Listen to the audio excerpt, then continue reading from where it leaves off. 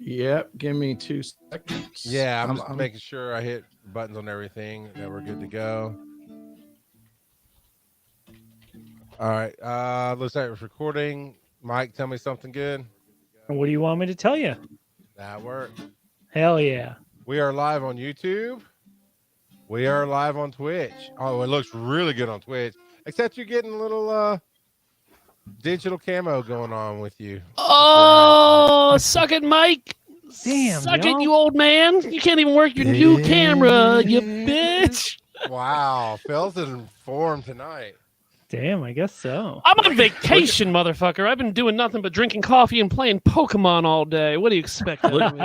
Looking forward to this one today. Right? Yikes.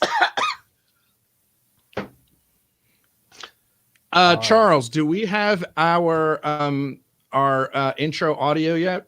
I got it. I'm gonna play it. If you're ready, I'm gonna set up your camera. Get you. Yeah, see, there you are. You're just right, ready to Look go. at you. Oh, I'm hiding behind the damn logo. Fuck that shit. Oh, look at them lights. Look at you, Tony.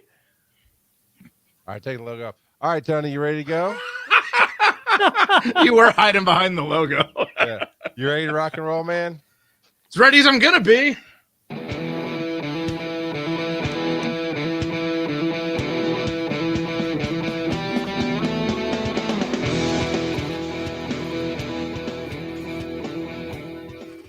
You are listening to Almost Daily Discourse with your perfectly adequate hosts, Charles, Mike, Phil, and moi. I got to stop the lights now. I got to figure out how to do that. I don't know. They just keep going. For those not watching live, the lights, they control themselves. Fellas, how's everyone doing today? I don't care. We'll talk about today's topic. Our topic today is... God,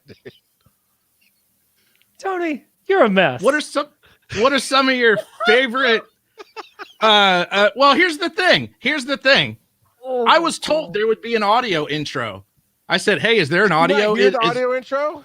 I meant the voiceover. I meant the voiceover. Okay.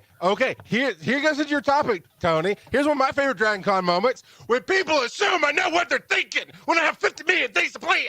Hey, actually, Charles, can you turn your mic up a little bit? So we have a guest today. We're supposed to play night. Thank you. It's the Jesus. second or third week of the show. We have a guest joining us. Folks, we have company today. Can we behave? The topic today is, what is your favorite Dragon Con moment? As you know, Dragon Con, we should all be on our way. We should be packing our bags. We should be flying, walking, getting on the bus, whatever it is. But we're not doing that this year because of COVID. However, Dragon Con is doing a virtual event this year. A lot of us are participating, and it'll be great, and it'll be better than the nothing that we could have gotten. But what are some of your favorite Dragon Con moments? I'm going to kick it off because I want to, and I'm hosting this segment. So it was my second Dragon Con, and a buddy of ours brought a cooler, a standard like 6-foot cooler. You know, we had all our luggage and this giant cooler packed in the back of a truck. We thought it was a great idea. We were like, yo, that's awesome, man. We'll get some ice. We'll get some drinks. We'll be good to go.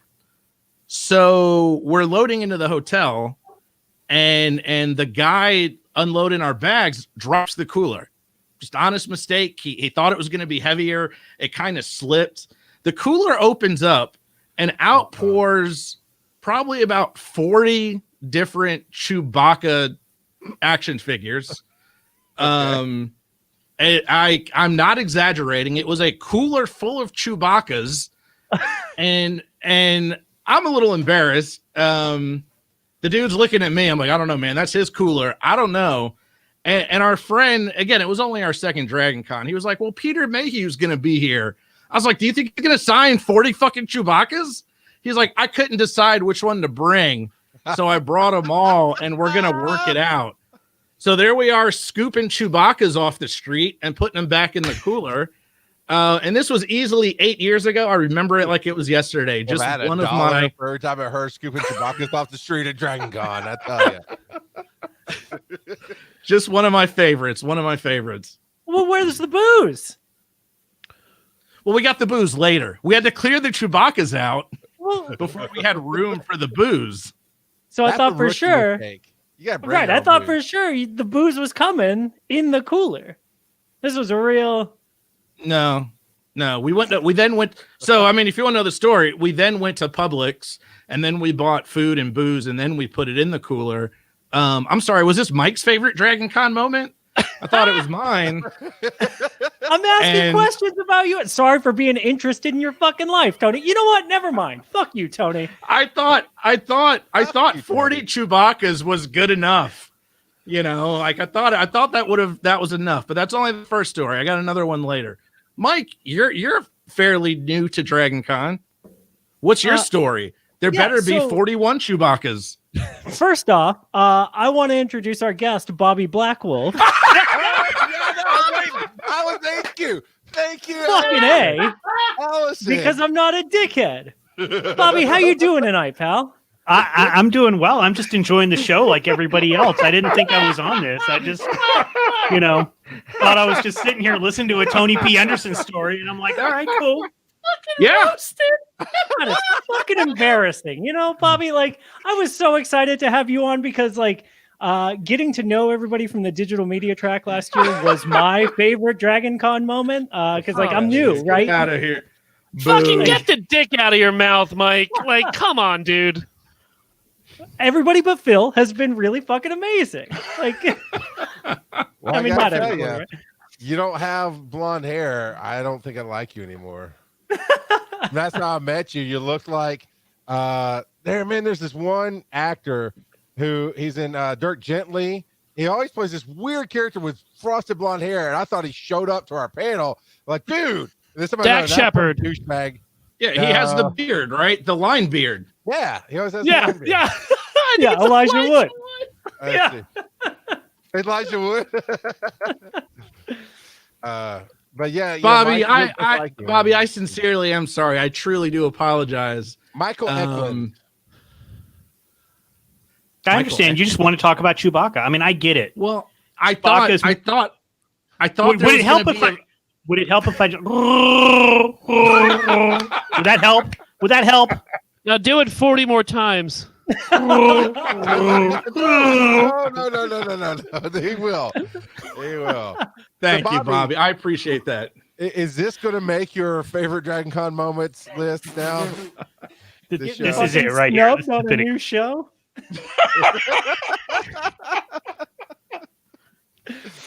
So who's talking about their moments? I think it was Stone to Mike, and then he was ass kissing in Professional, and then ass kissing some more.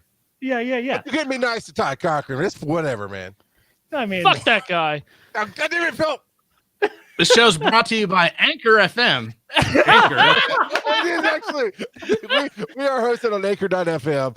So it's Almost Daily podcast. Almost Daily Discourse. But yeah, I think my favorite part of Dragon Con last year was just all of it. Like, fucking, there's so much. And like, y'all have been going for a while. So like, that already. I was brand new and learned it.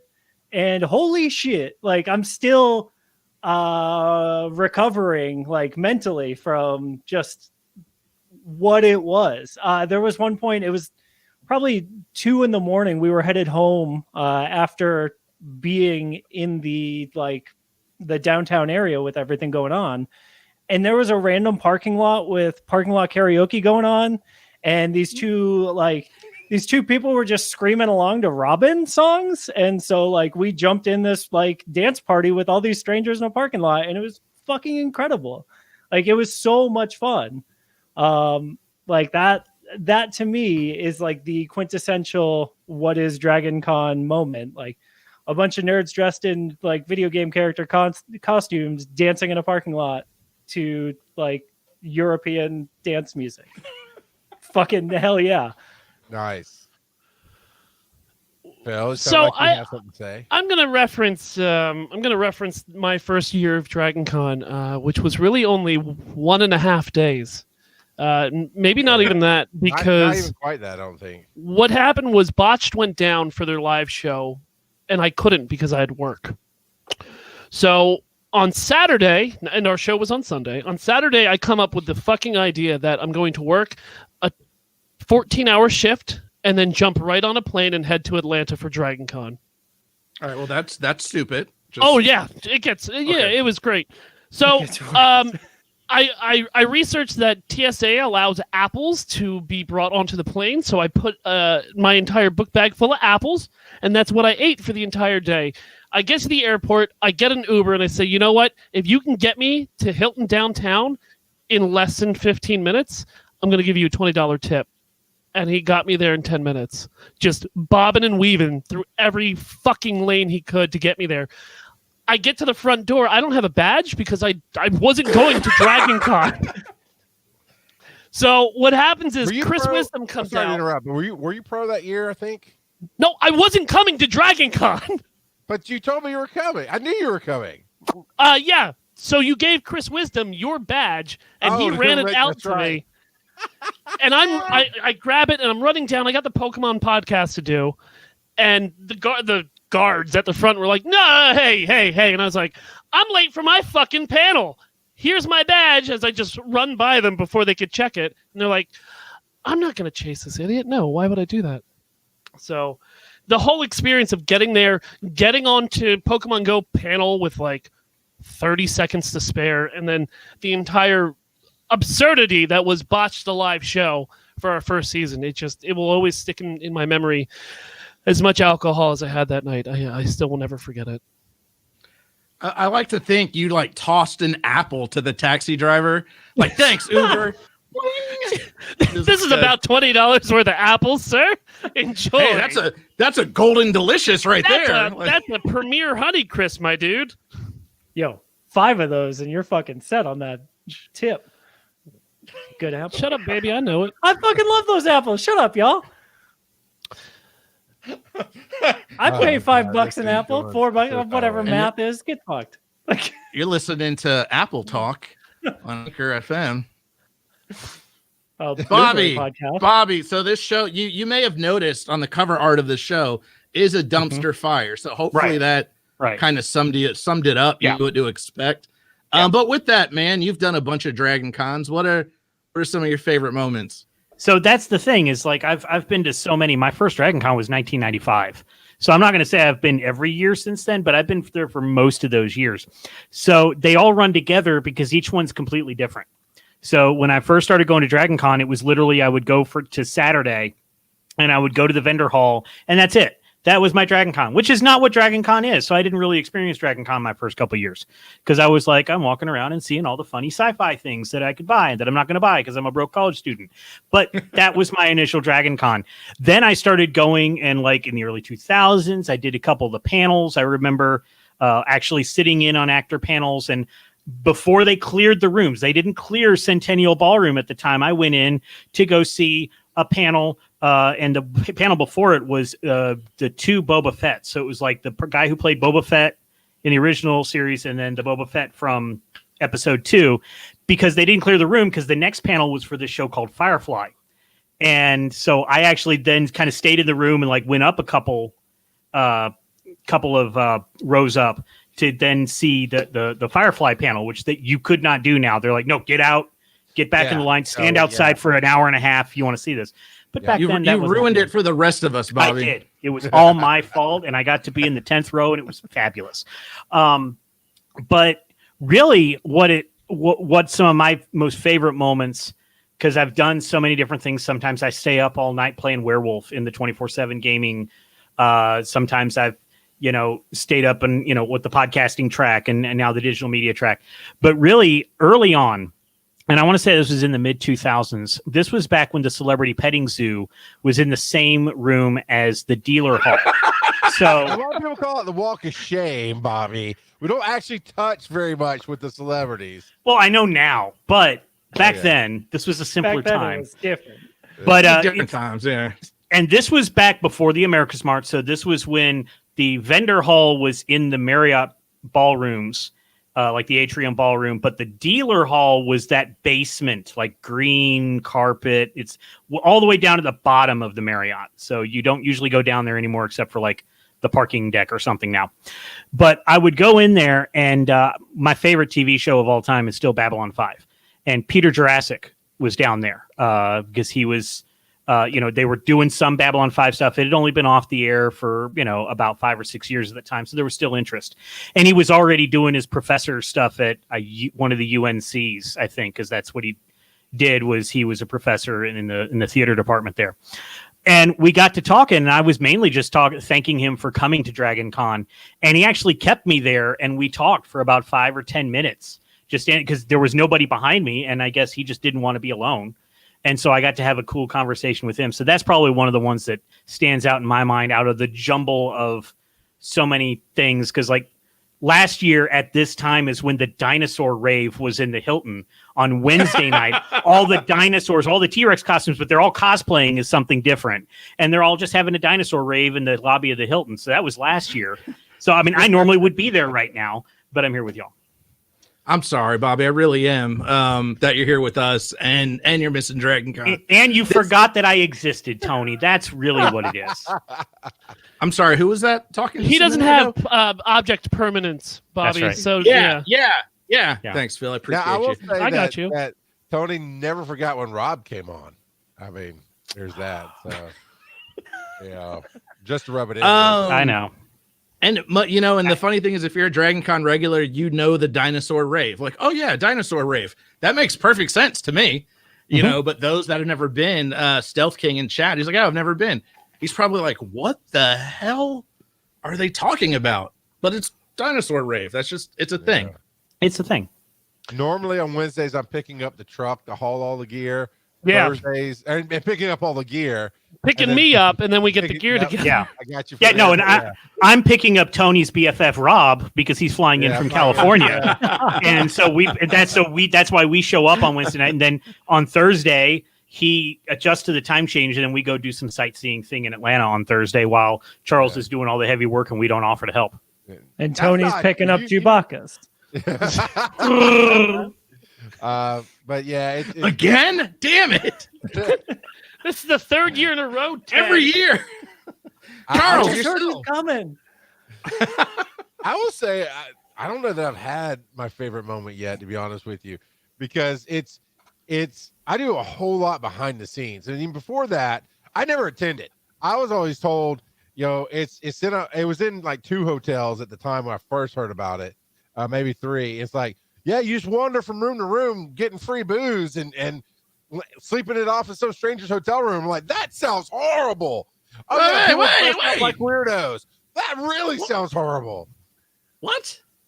I was 18 and in a Baptist preacher's house. So it sounded really hard. And honestly, okay, I'm gonna be real with you, Tony. I don't want to wake up in some rando stranger's room being drunk and not remember the night before. That still sounds horrible. However, wandering around the hotels and getting alcohol put in your hands and seeing all the people dressed up in their costumes, it's pretty amazing. It's pretty awesome. So I've enjoyed that. You doing okay, bud? I know Charles has been attacking your lifestyle. I just wanted to check in. I don't get it. Like, just because I live a different lifestyle than he does doesn't mean that I'm a bad person for it. Like, no, it's all the other shit. It sounded horrible. Yeah. You also are a bad person, but not for that alone. Just for everything else. No, you know what? I like to meet new friends randomly in the morning. Like, that's kind of what I do.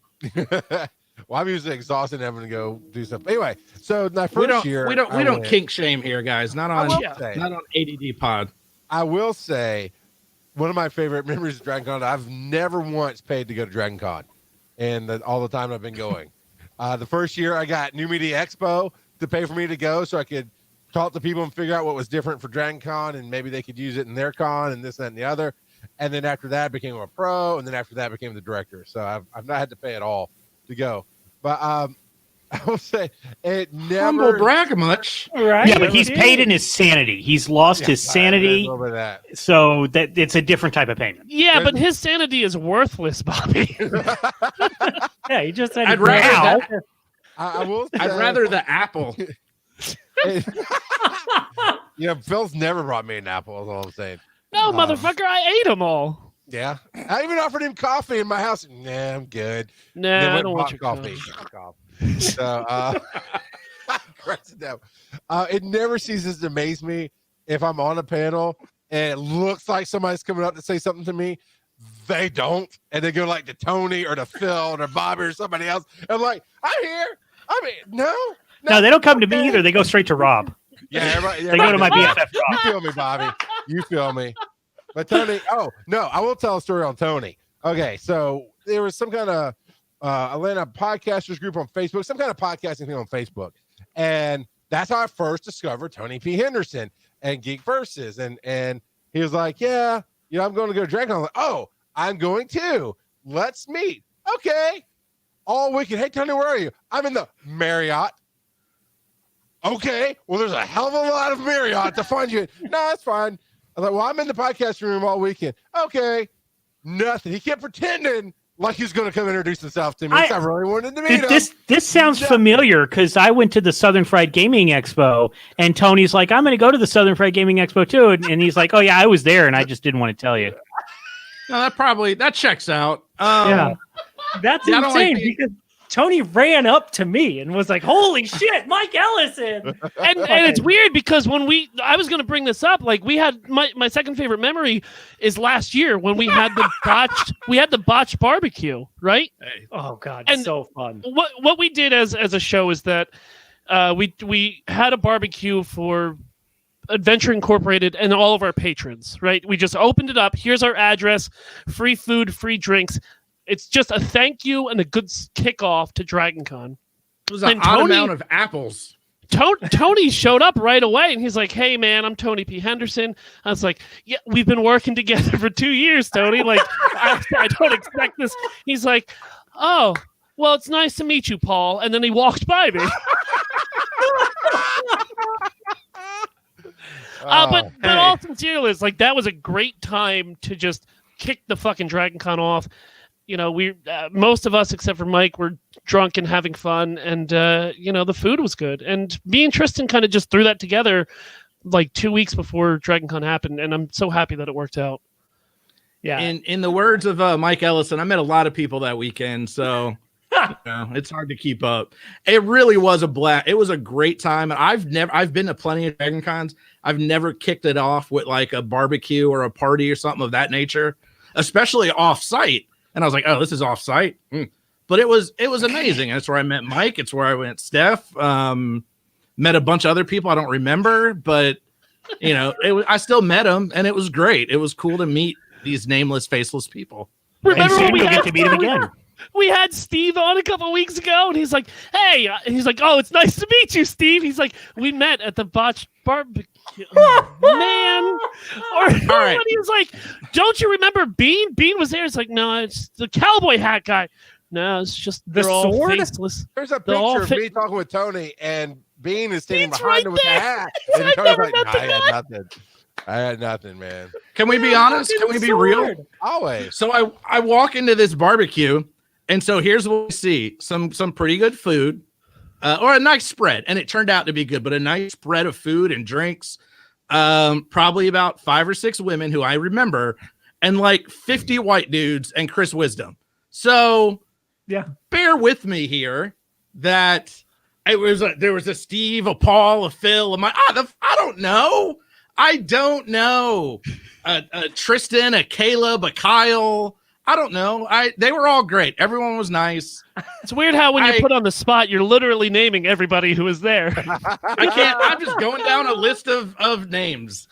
Generic white names. Right. I'm sure there was a yeah. Was it Jeremy? And, a couple Kyles. Again, there wasn't a Bobby though, because I wasn't invited. That's patreon.com/botchpodcast. Bobby Blackwolf. Oh yeah, all the Adventure Inc. Patrons were also invited. That's Adventure Inc. Pod. So check us out, Bobby, if you want. No, but in all sincerity, it was super fun. It was a great time, and yeah, it was a blast. So thank you guys for putting that on. You're welcome. Yeah. Now you have another story, Tony. I do have another story. So last year was my 10th Dragon Con. Kind of like Bobby says, they all blend together. They're all great. And so I always pick these weird, odd moments. Like my previous favorite time was when there was a goblin at the Brazilian barbecue buffet, just by himself in full goblin makeup, just eating lunch. I loved it. It made my day. I got a picture of it on my Facebook. But quick question from the audience on Facebook. Emily Swan asked, Tony, was it your wife there? She was the one wearing the thing. Yeah, so that was just the thing. our friend Shannon was convinced I was some white guy that was married last year. I was like, I'm not him, but it was uncomfortably argumentative how convinced she was I was this married guy. Tony's like, I'm not Carl Dodge, and she's like, you are Carl Dodge. Yeah. She's like, that's a white guy. That's not me. No, it is. No. Yeah. I was kind of getting like gaslighted. I was like, maybe it is me. Shoot. So, but one of my favorite moments, speaking of white guys, was there was a snafu, and Digital Media Track was supposed to help with a video game karaoke event. And so I was asked to check in and help. And so I run over there. I'm way late because there was a snafu. And I get there. I have no idea what's going on, but it's video game karaoke, and the woman running the room has it handled. So I just said, all right, I'm here to help you. I work for you. Let me know whatever you need. So I'm kind of just hanging out behind the scenes, and forgive me, but I have to paint the picture. This, the meekest, nerdiest white kid you can think of, walks up real shy and quiet. He looked to be, I thought he was like 15. I don't know. And he says, hey, I want to sing a song. I was like, all right, great, man. You're going to kill it, dude. Talk to her. She'll find whatever song you want. And this is going to be a blast. He's like, okay, thank you. So he goes to her and he said, I wanted to do Seasons of Love by Kirk Franklin. And I spit out my drink. Now, if you don't know who Kirk Franklin is, it's pivotal to the story. He's like super gospel, like he did pretty turnt in the gospel scene.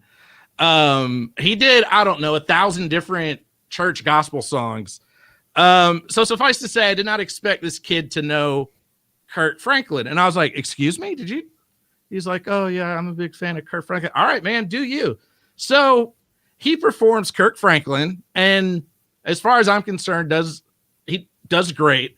And I look out into the audience, and there's 3 black women. They're the only black people there. I'll be honest with you. Just through the roof, loving it and showing this dude so much love and having a blast. And it just blew me away that I probably have a picture of him somewhere because I kind of had to sneak it. And I was like, this kid just came in and did Kurt Franklin. And that's what makes Dragon Con great. It's that type of thing. There's nowhere else would you find some nerdy little white kid singing Kurt Franklin. I guarantee it, except at Dragon Con. I got a little emotional there. I'm sorry. I was so good. Turn up with Kurt Franklin. Right? I across the hall is the Trek track from us, typically in the Hilton. And I'm friends with one of the assistant directors over there. And he's like, yeah, on Sunday night, last night, we got to get together and we'll, somebody always brings me alcohol. So we'll try the alcohol they bring me and just chill out for a minute. So he says, just come over when you get a moment, and I'll be over at karaoke because it's their Trek room doing it. So I go in there, and he always cosplays as Cisco. I mean, he's a dead ringer for Captain. Oh, Cisco. I know that guy. Yeah, I know him too. Yeah. I thought you meant the rapper. I was so into this. Like, you just want some thongs. Trek track.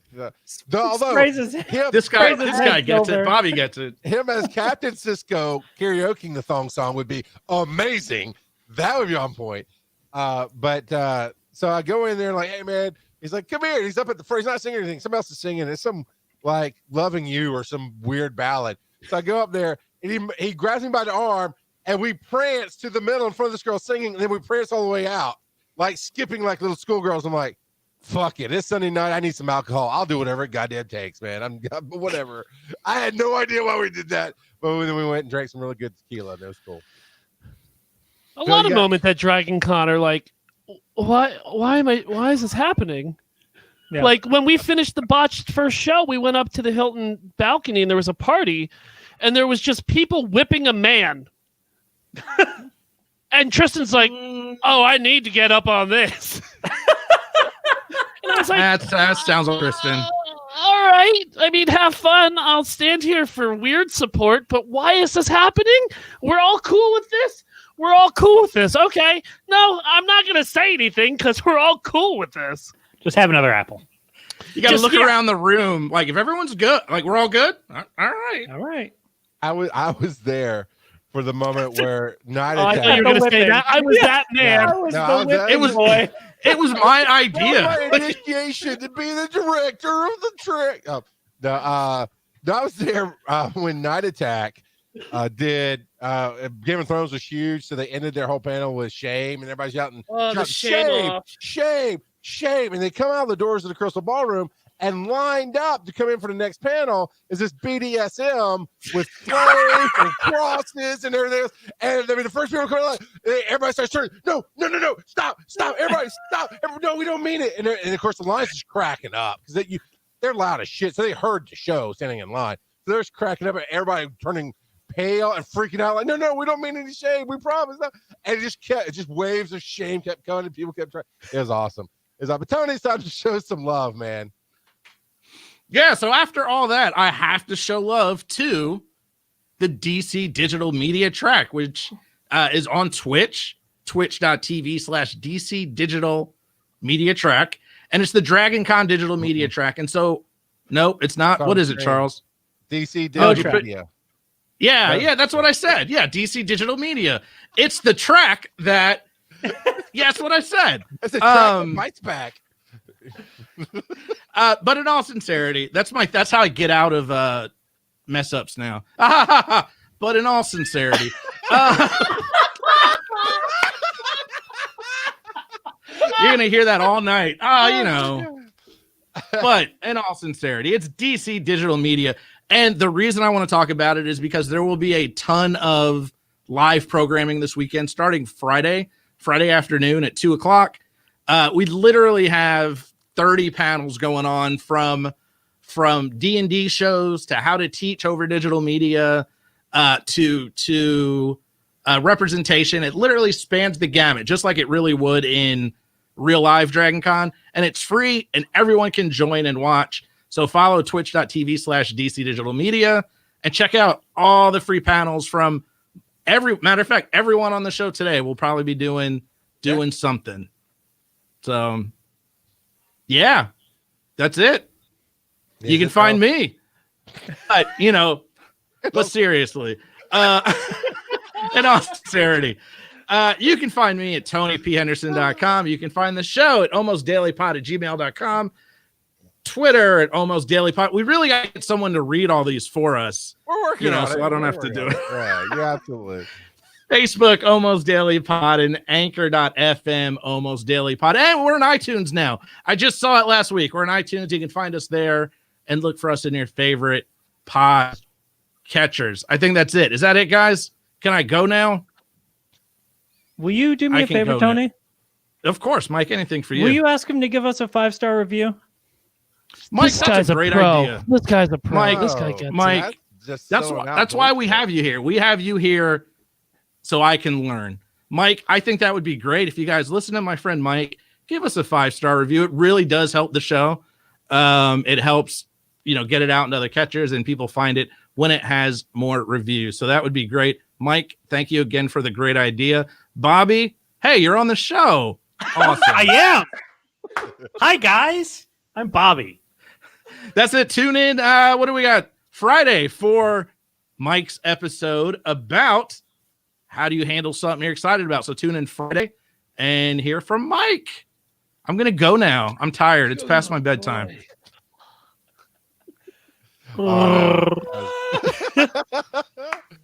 That's the first, only the first one, huh? You did great, bud. No, don't fuck with me. Don't. Oh boy, Quit.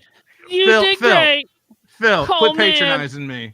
Phil, Fucking nailed it, Where bro. can I patronize you? Over at patreon.com/podcast? /Tony P. Henderson. So, what was so loud there?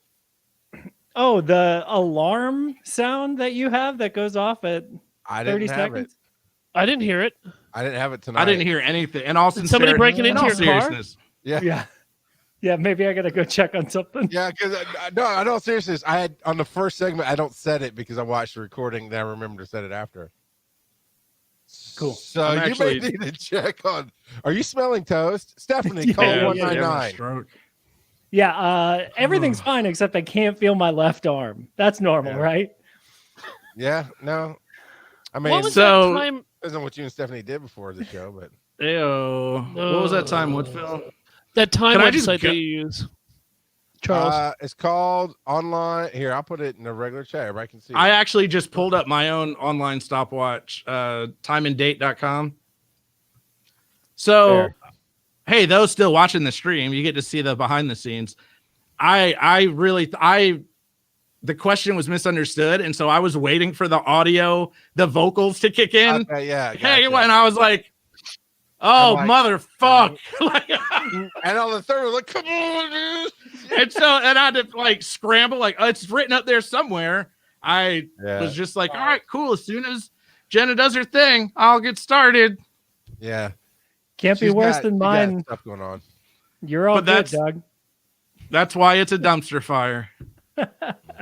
Hell, that's even in the right. Oh, I guess Phil's gone. All right, that's even in the write up. It could be great. It could be a dumpster fire, and well, It was fun. It's always fun.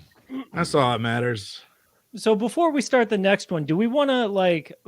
Is there something that you want to like promote at the start of these episodes, Bobby? Like when we pass it to you to introduce like whatever.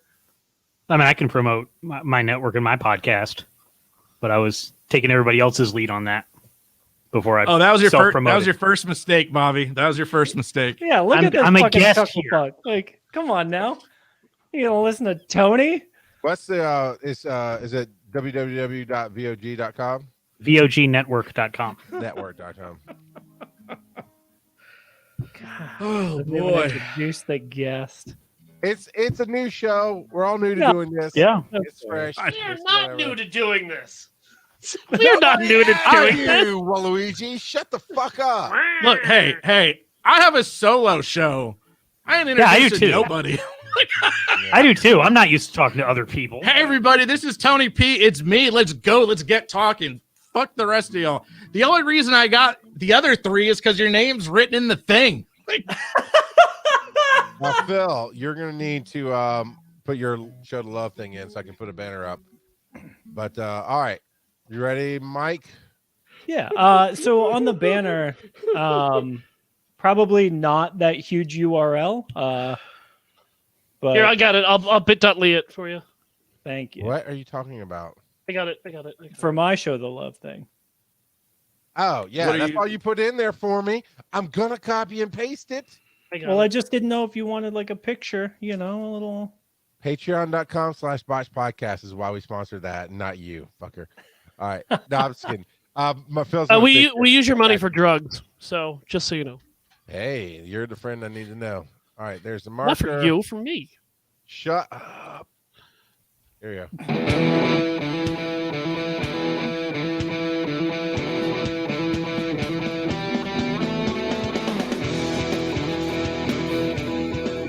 What's going on, y'all? You're listening to Almost Daily Almost Daily Discourse with your perfectly adequate hosts, Charlie, Tony, Phil, and myself, Michael.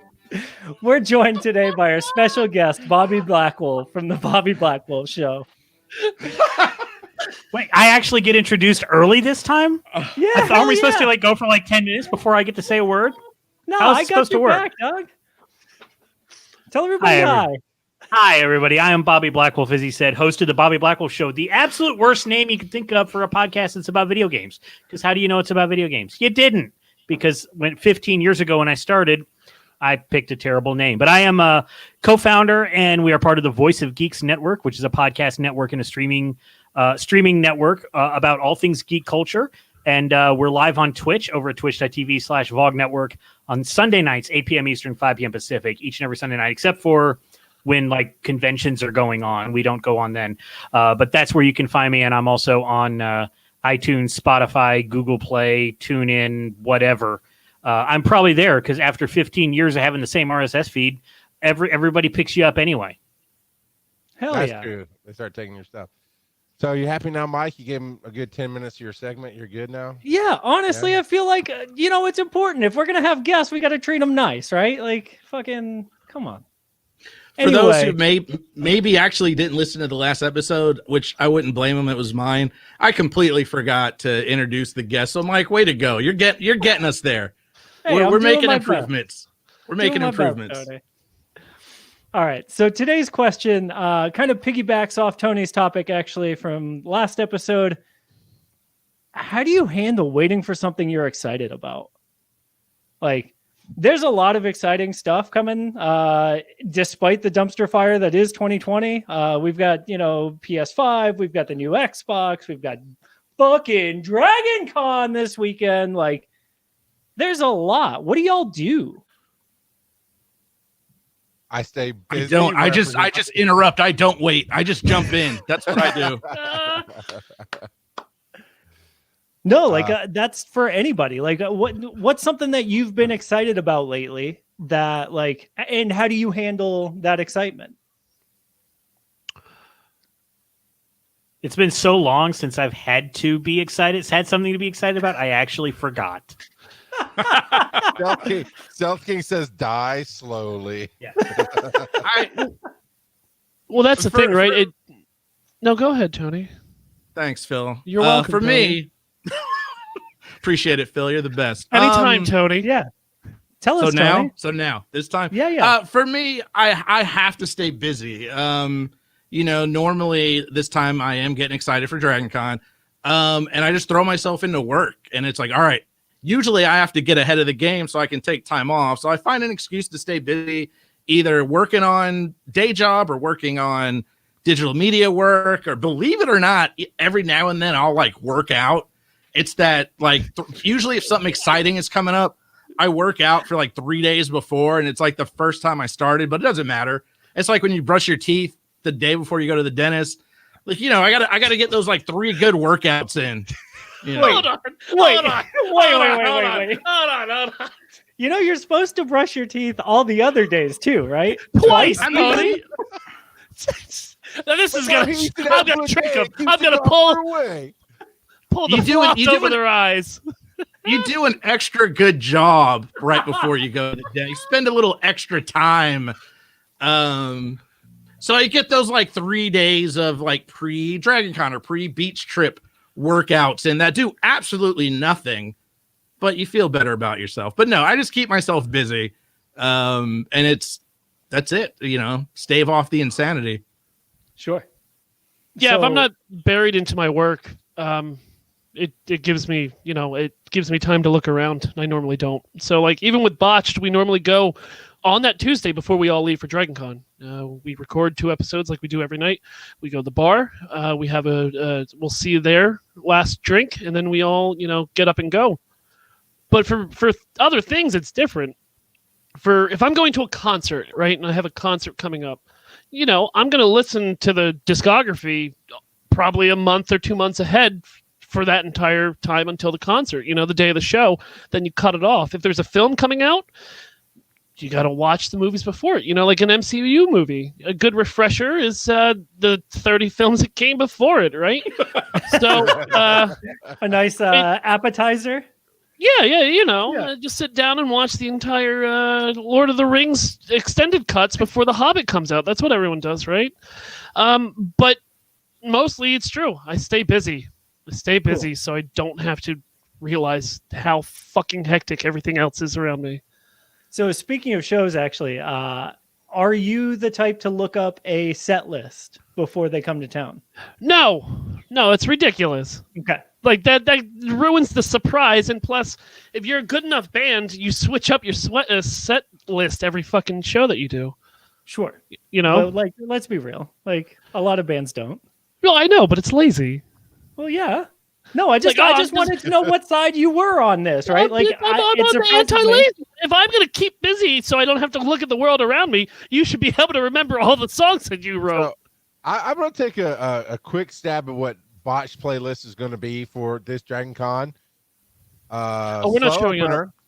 Slow opener, get drunk, make some sexist and borderline racist jokes, and black out. So that's the set they play every year at Dragon Con. See, a good band would change up the set list once in a while. Sometimes, you know what? Sometimes they Bobby mix Black it up. Wolf. Yeah. Sometimes we throw a bottle into the mix and just see what happens. Oh shit! No. I think last year they surprised us all. They opened up with the racism, so that was a nice mix. That's true. Yeah. Like, all right, that's Hit shuffle. I said Yeah. borderline, Yeah. borderline racism. What about you, Bobby? So if it's like a game or a movie or something, I actually have learned to tune it out and like not think about it. So I'm not like sitting there waiting for it. I'll, keep busy with something else or something like that. But with like going to like on vacation or going to a convention, a lot of times I am so worried about getting everything I need to get done beforehand that I'm not usually just kind of sitting there like open, waiting for it to happen. Because usually I'm rushing until the minute I have to leave, and then I leave late because I didn't get everything done. So that's what I do, is keep myself busy so I can actually fall asleep. And Sure. Sometimes that means that I have to, do more things and then wait for my body to tell me I'm tired. I got you. Yeah. Now, on a side note, do you know anything about the price of the PS5? Because I don't think anybody's announced that yet. No. No. Yeah, the South King was, because it got brought up, like waiting for that to come out, and South King's like, yeah, I'm with him. I need to see it, but I don't usually get the new consoles. My life is so stuck in the now, it's not even funny. Like, I live in the minutia of every damn day. I got to get up and like, okay, I need to get this done, and it's always these things. And even when, like, I think the biggest thing that has happened to our family in the last couple of years, we went to Disney a few years ago with everybody. So that's a year and a half long planning process if you do it right. And so it's constantly, okay, at this point we have to have the money. So it's all these little check marks. And I didn't really get excited about it till a few days before. So when it took off, so I could have some time to make sure we had everything packed. And where now, when you didn't have anything that you had to get done every day, that's when it became difficult. But even Dragon Con, it's okay, I'm doing my day job and my podcast and my side job all the way right up to Wednesday. Then Wednesday I'm doing work, and then it's a blur through. And I haven't been excited about Christmas for like 15 years, so that doesn't even count anymore. Or my birthday. My birthday doesn't fucking. What, have they ran out of special edition Yeah. Bibles for you to get? What happened? He got them all. everything- He did not collect them all. No, I got the Pokemon Bibles. I did collect them all. Okay, you know what? We should make a campaign this year to make sure everyone who is Do not with us send me Bibles. sends Charles as many Bibles as No. possible, different languages around the world. Just here. You know what? I'm not going to dox you on stream, but I'll put it somewhere. Well, yeah, we can set up a post office box for you to pick. Yeah, them yeah, up. that's a GoFundMe as well, so that Charles can then open up his, I don't know. Get a but Christian Uber down to the post office box. It depends though, because like with my live shows that I do, I have rituals that I go through before I hit stage, and it's nerve-wracking. It's nerve-wracking for me. Like before we go on Botched every year, we seclude ourselves at a restaurant, and I pay for everyone's dinner, and we just sit there in silence for 2 hours as we all nervously eat and drink, and then we go and do the live show. And as soon as we hit stage, everything's fine, but it's that anxiety of the buildup of a comedy show that you don't know if it's going to land right, and the same thing with the Nintendo panel I put on last year. I was an unknown dude coming into the gaming track with a Nintendo panel. He's like, yeah, we don't do Nintendo panels. I was like, that's good for me to hear right before I put on your Nintendo panel. So I was nervous about that. Yeah. Well, that was an exciting thing, because he was so excited when you pitched that. Because nobody pitches Nintendo panels for the gaming track. He's like, oh my God, please do a Nintendo panel. It's because they used to be the MMO track, so it was all World of Warcraft. I didn't know that. Yeah. But it was a good turnout, man. It was good. It was weird because I saw Phil at dinner and he was like, "You shut up and eat your food," and I was like, "Why does he talk to people like that?" But he pays for it. If you're gonna eat the food I bought, you're gonna shut up and eat it. Yeah, it's just called fathering. That I've This is got uncomfortable. children. Yeah. Is that what it's like to have a dad? Well, Hey, Phil I kinda don't would know. He's I like, don't You're know. asking the wrong person. No, it's only been almost a year, but thanks for bringing it up, Mike. Hey, Well, man. it's been like 40 years from the first one, so. Shut up and eat your food. Fuck you, Ghost Dad. Mr. Ghost Dad cares enough to haunt you, Phil. Don't make it spit on the microphone. It's expensive. It's expensive. Oh I'm not gonna let you badmouth Bill Cosby that way, Phil. I need you to stop. But I will say, in all sincerity, now, I saw you guys. I saw you guys before Botched, and I was so excited for you because it was my first show, my first live show of y'all's, and I was like, all right, man, you guys ready? This is exciting. This is so hype.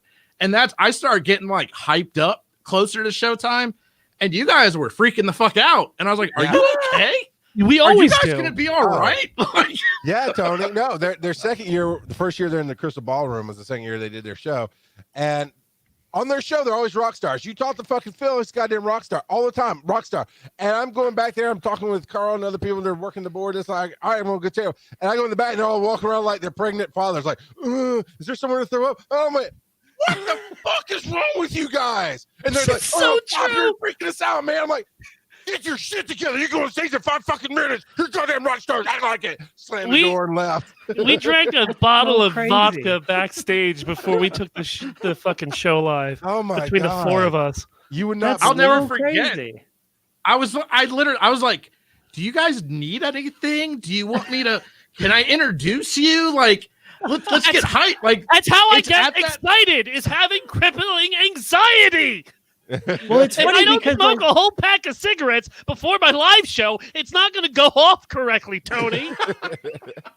I have before rituals, Blood damn it. Feud, yeah, before Blood Feud, like the Adventure Inc. crew, we're like we've always been improvisers. So like we've known each other for almost 15 years now. Like we met doing improv together, and so like we know that once you're in there, fucking anything can happen. And so like we're so chill about it and like ready. And so like Blood Feud, we're all having a good time. We're loose. We're joking around. And like we looked over at Botched and they're like, Yes. That's not, fuck you. That's not true. We were fine for Blood Feud, because Okay. it's not our panel. I had no problem going on to panels why that I aren't lost. mine, man. is that why you guys lost? Fuck you. Now, Tony and I, we worked together at theconmods.com. And I know leading up to a convention.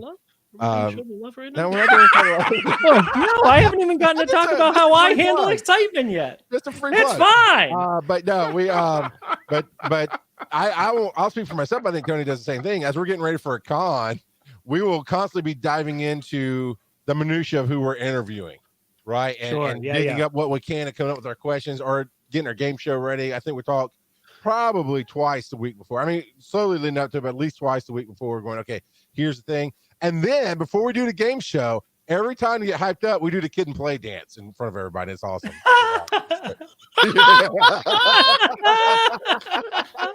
I was with you. I was with you up until then, and then you lost. But it's just we funny. should learn the kid and play dance and do it. It'd be awesome. We'll get on that. It's just funny to me. But in all sincerity.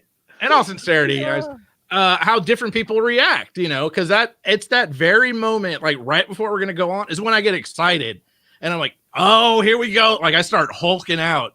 You going back to Phil, because I'll never forget. Sometimes when you see like a medical emergency, and you're like, oh, I can't ever unsee that.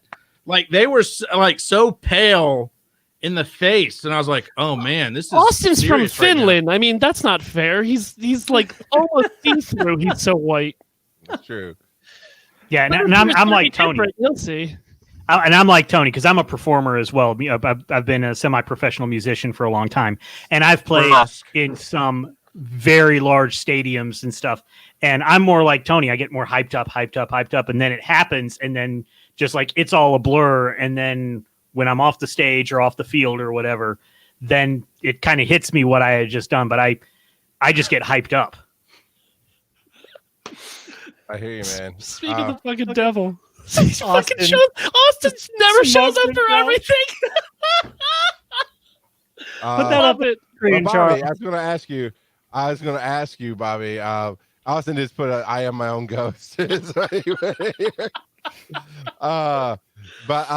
Bobby was going to ask you, is that Is that how you get hyped up for the King of Kong panel that you had to? Oh no! There was no, Wow! there was no hyping up for that because that was a railroad of epic proportions. Oh, let me hear this.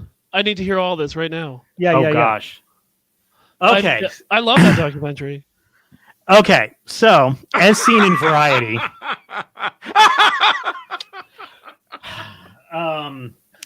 so as we all know, the villain from The King of Kong is Mr. Billy Mitchell. He has a hot sauce. He's out of Florida. He was the first player to get like a perfect score in Pac-Man, whatever. And he was in The King of Kong. He was the villain. And then he got accused of cheating in getting his Donkey Kong scores. They said he used an emulator. Well, he was scheduled to appear at the Southern Fried Gaming Expo, which is here in the Atlanta area. It's a great arcade and pinball convention. Much love to them. I was there, Bobby. I didn't see you. I know because I looked for you too, and you just avoided me. I don't know what happened. I'm sorry, but anyway, I must be guesting on a podcast that you're introducing. That must be so. Damn. But as a sponsor, because VOG Network, we are a sponsor of that, they said, hey, would you like to moderate the Billy Mitchell panel? Because I had met Billy Mitchell before, actually interviewed him for my podcast a couple years earlier. He's a great guy until you put a microphone in his face or aim a camera at him, and then he turns into the villain from The King of Kong. Well, this was his first ever appearance after Twin Galaxies removed his scores. And so he had a panel, and he did not realize there was going to be a moderator.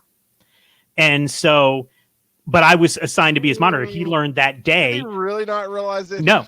Okay. According to him and according to his people, because he had a posse. Billy Mitchell has people? Yeah, he actually does have people. And so I was in the room waiting, and, I put all the things up and, did all the stuff you're supposed to do as a moderator.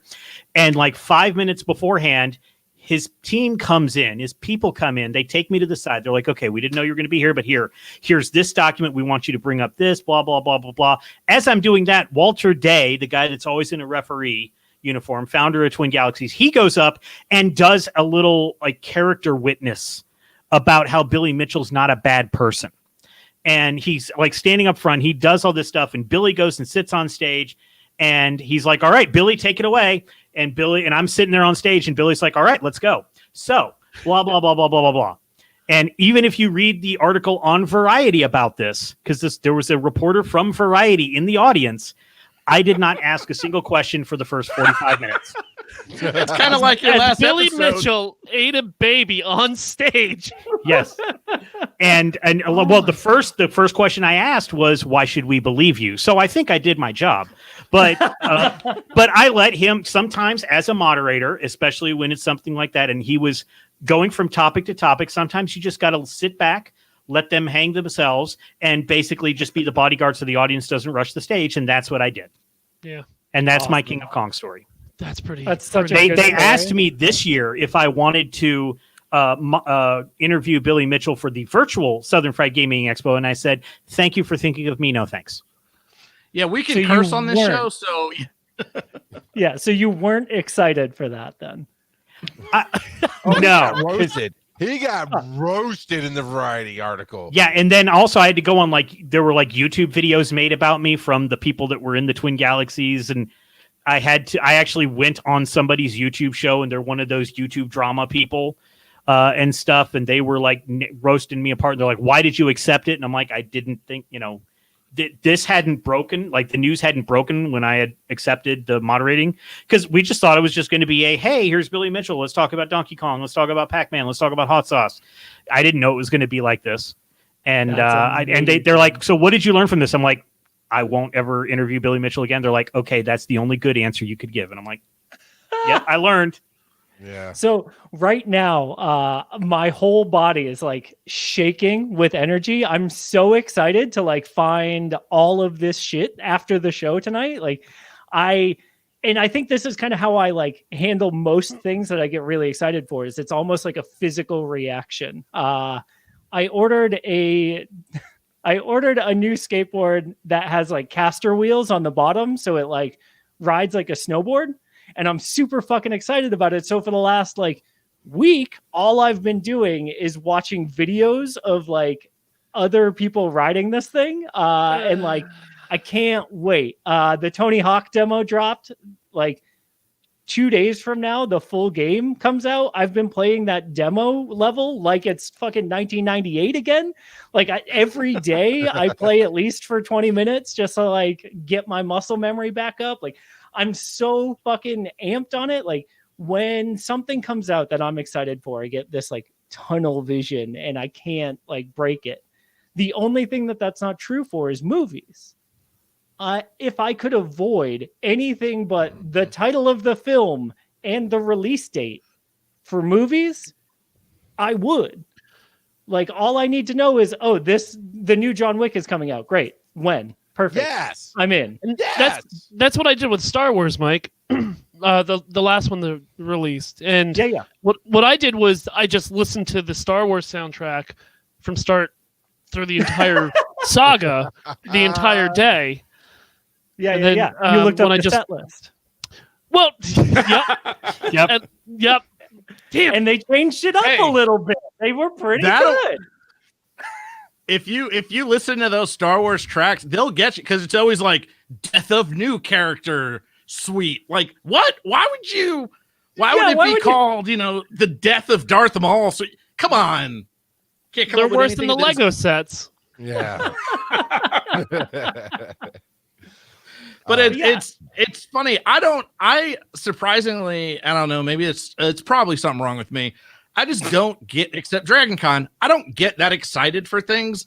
In fact, I kind of just forget. And then what'll happen, like for a movie, like, oh shit, we're seeing Star Wars today. And it's like, the first time I'm hearing it, I pre-ordered the tickets 2 months ago. Yeah, I took a day off of work, but it's still like it hits me the night before. Oh yeah, that's right. There's a new Star Wars movie tomorrow. Oh yeah. You weren't excited about the Pee Wee show? I was, but I kind of just didn't think about it. I just put things. I live in my own weird little bubble that lacks excitement. It's just mostly anxiety, and then like I'll get excited once I'm there. Like I was hyped for the Pee Wee show, which was Pee-wee's Big Adventure Live a few months ago. I was excited once I got in line. Like once I was there and I saw everyone else, then I was like, okay, this is happening. This is a thing. But up until I'm in my own little weird, sad bubble. No, I get that because last night I was like looking on my calendar and I like messaged Charles. I'm like, I got some on my calendar for tomorrow night. What's this about? Are we still doing this? Like, yes, it's a show. But it was on my calendar, Charles. I had it there. I'm with you. Speaking of y'all, reminders. You know what's on my calendar? A wedding. The thing I'm showing love to this week. Look at that segue. Professional segue. Fucking like that? Yeah, screw Stephanie. I don't care about damn wedding. Let's talk about this Dragon Con shit some more. Like I'm good. No. I want to play it up. Like, no. What could it be? Wait, let me guess. Hold on. Lunch plans? No, it's not lunch plans with a coworker. No, God, no. Not until I'm out. Then I don't know. Tony, this weekend is Dragon Con Online. What? We're calling it Dragon Con Goes Digital. We're doing virtual. things different. No, virtual. God, I feel like Tony. Is this what? But in all sincerity, yeah. It sucks, doesn't it? Yeah, doesn't it's it called suck? Dragon Con Goes Virtual. And we put together. What do you got? What do you got, Charles? Okay, I don't imagine it happens a whole lot, but you're human. The next time you and Stephanie fight, and it happens to be something maybe you said stupid, and she's furious, but in all sincerity, no. In all sincerity. Hey. In all sincerity, babe, you're right. I'm gonna save your life one day. You're welcome. Mike, what are you showing some love to, Mike? Yeah. I'm showing some love to the schedule that our DM put together, Anthony over at Adventure Incorporated. He put together like panels that we're on, shows we're in, shows that our friends are in. And so on Friday night at 7:00, we've got the Adventure Incorporated live show. At 11:00 that evening, we have Bard Talk, which is a Shakespeare like scene show where the audience gets to tell us how to do shit. And then on Friday, I should have done this by time, huh? Whatever. Friday at 3:00, Tony, you're hosting Blurred Space, yeah? I am, yes. And then our friend Jeff is doing Super Geeked Up, Geeky Improv Live at 10:00 on Friday, just before Bard Talk. So you can get plenty liquored up and then hang out with us on the internet. Saturday at 7:00, our buddy Chris Wisdom is doing The Power of Representation and the Responsibility. What? Is that really the name of it, Charles? No, I changed it, and I'll be doing it now. If you Chris, only that's had a place you could go that had the current information. Fuck you! Fuck you! Fuck you! Hey, Why can would I I do make a that? recommendation? You should have emailed him. Had you emailed him, we would have had it. Oh my God. I do want to Oh, add, I God. think it was an awesome schedule that who'd you say did it? Anthony? Anthony. I think it was great because I see a lot of these. Hey, here's my stuff. Check out my stuff. I've never seen one that shows here's like our friend stuff too. And I was like, oh man, that is awesome. And then I immediately shared mine, which just has my shit. But I was like, that was still so nice. And it really was. I think it was awesome. So thank you, Anthony. I know he doesn't listen or support us in any way, but I appreciate his thought in making that schedule. I can't blame him. But yeah, tons of fucking great shows this weekend. I'm so excited. Y'all can skip Sunday night. It's fine. After 6:00, it's basically all downhill. But you know, it'll be a good Dragon Con. Promote your fucking Pokemon show, you dumb cunt. So Phil's favorite thing that I do is a show. And thanks so much, y'all. This was so much fun. Almost Daily Discourse. Make sure to follow us on Twitter at Almost Daily Pod. You can email us at almostdailypod@gmail.com. Our Facebook link is Almost Daily Pod, and then anchor.fm/almostdailypod. One of these weeks we're going to get it that's right. be pinned to my chest is just going to say, you didn't promote your show, as my corpse just Dude, we should sways. do that panel. We should do that panel at DragonCon. You did. Where do I kill myself? What are you talking about? Yeah, well, that too. But in all sincerity, Phil, kill yourself. No, didn't say that. No. Oh, I thought it was funny. When is the Blood Feud? When is that happening? That is Saturday at 11. Saturday night, 11 Okay. I was like, there's two people on this panel that are a part of it. That was a fun one last year. It was when I sort of met Adventure Inc. for the second time. And that was a blast too. So I'm looking forward to the rematch. It's Blood Feuder this year, right? Blood Feud 2, Blood Feuder. Yeah. That's right. I'm excited. I'll be there. We had a meeting about good. this, right? And my guys were like, so what do you expect out of this? And I was like, to win. I want to win. I don't want to do this another year. And they're like, wait, seriously? You want to take this serious? And I was like, I don't want to fucking lose again. I fucking hate it. I can't hear it for a year. And they're like, oh, all right, well, we'll see. It was just like, See, we had a meeting about it too, and we were like, so y'all ready? And we were like, yeah. That was the whole But meeting. if you guys win, if Botched wins, you have to go the third year for the tiebreaker, right? no, you quit while you're on top. Yeah. Yeah, you take we'll- your ball and go we'll home. show and you up. win. We won't. We'll We, play never, anybody. we didn't show up last year. Why would we show up this year? So, Mike, where can they find you? They can find me at Pokedexpert on Twitter. They can find us at patreon.com/Pokedexpert. They can find me personally at Future X Skeleton on Twitter. And that's been Almost Daily Discourse, your almost daily dumpster fire.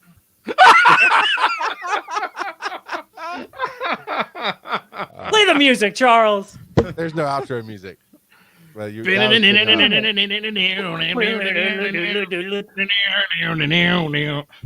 all right, this is the long break. This is my last week doing this. Mine too, apparently. I don't know. No, that's why I roped you in here so you could take over for me. So I have people that I want to invite as guests on this show, but I can't point them to this as an example. Like, hey, check out this show and come join us. You won't get it. Well, no, you'd actually introduce them because they're your friends. Yeah, no, you're right. Like, is this shade, Bobby? What did you do? I don't know what I did to Tony. I'm a big fan of Billy Mitchell, so you know. Tony, check your phone. Charles is calling you, leaving you a voicemail.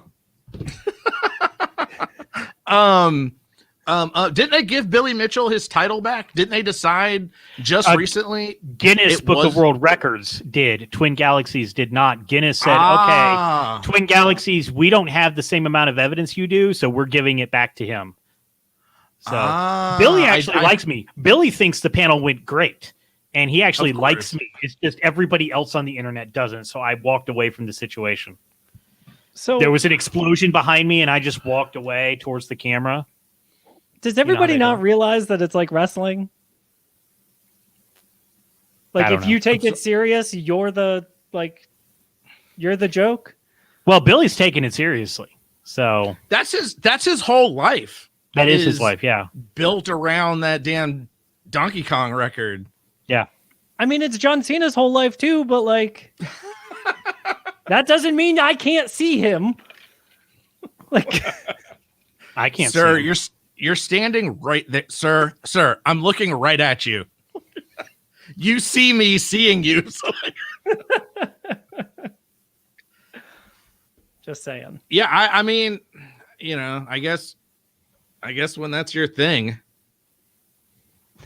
you know, when you're the Donkey Kong guy, like you just you basically have no choice, right? Die on that sword, yeah. Let's see. Have the interviews gone up anywhere yet, track director? No, that's on DragonCon TV, so no. He's not even listening. I know. Oh, Bobby, now that DragonCon TV kiboshed our cool idea, can we put music behind our submissions now? Well, no, because I'm not going to re-edit it. So we're just going to take what I did and show it at some point or do something with it. Because I took out like half of your stuff too. So rude. It was all the nudity scenes. Yeah, dude. I saved those in a different folder. Right, I was gonna say those go really well with the music. That's why I asked. Yeah, no. I was up till 6 a.m. editing that thing, and then I was like, "Oh, and they're not even going to use it." Okay, cool. Because I basically had to edit everybody's for some reason. Really? Scotty Moe had too many alcohol bottles in the background. He's like, "That's what I do is I drink," and I'm like, "Well, we can't have alcohol." You know, it's almost like he didn't read the brief. He didn't.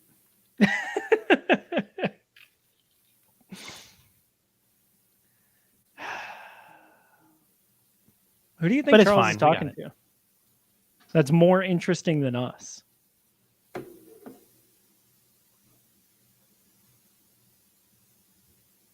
It looks serious. He's always serious. Well.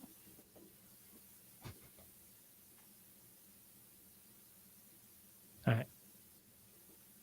I got to get a refill. I will be right back. All right. All by myself, I'm singing. What's up? Hello. I was all by myself. I was singing. I know. I heard it was sad. I know, because I'm all by myself on the stream. Yeah, that's brutal. It's just a dumpster fire in me. Cruel of all these boys to leave you. I know. When he was young, he never needed anyone. Okay, now I'm not alone anymore. Making love was just for fun. Oh no. And I'll do sincerity. Those days are gone. All right, Hi, Steph. bye. Yeah, I have a Bluetooth headset in. I'm literally in the bathroom cracking up at you guys talking about Scotty Moe because that's a Scotty Moe move. Yeah. Like just a shit ton of liquor bottles. Like, come on, man. It's like I Not couldn't reading the remove them brief. all. And so I'm like, Yeah. all right, this is how the blur filter in Premiere Pro works. Is he pans by the whiskey bottle. And I'm like, and I kind of like, I was like, so was it too short or did I not get rid of all the alcohol? They're like, it was too short. That was why they didn't use it. So it was only like 25 minutes long. And so they didn't have another 30-minute panel on DragonCon TV to pair it with. So we were the backup if they needed it, and they didn't need us. So they asked all the tracks for 4, and they only used 3. So the Cribs was the one they didn't use. That's fair. Yeah. I couldn't be mad at it. I mean, I got it into them in time, and I followed all their rules. Except the alcohol bottles. I don't. Well, I thought I got them all. That's why I was like, I don't know if I got them all. But because one of them I had to like, well, one of them he panned by, so I had to like learn how to blur it as it moved, and another one was in his background. He kept like moving forward and backward, so I would unblur it when his face was there and stuff. I had to do a lot of post production. I had to edit it in post with him. That's classic Scotty Moe. That is. I did keep the fry thrown in though. That was fine.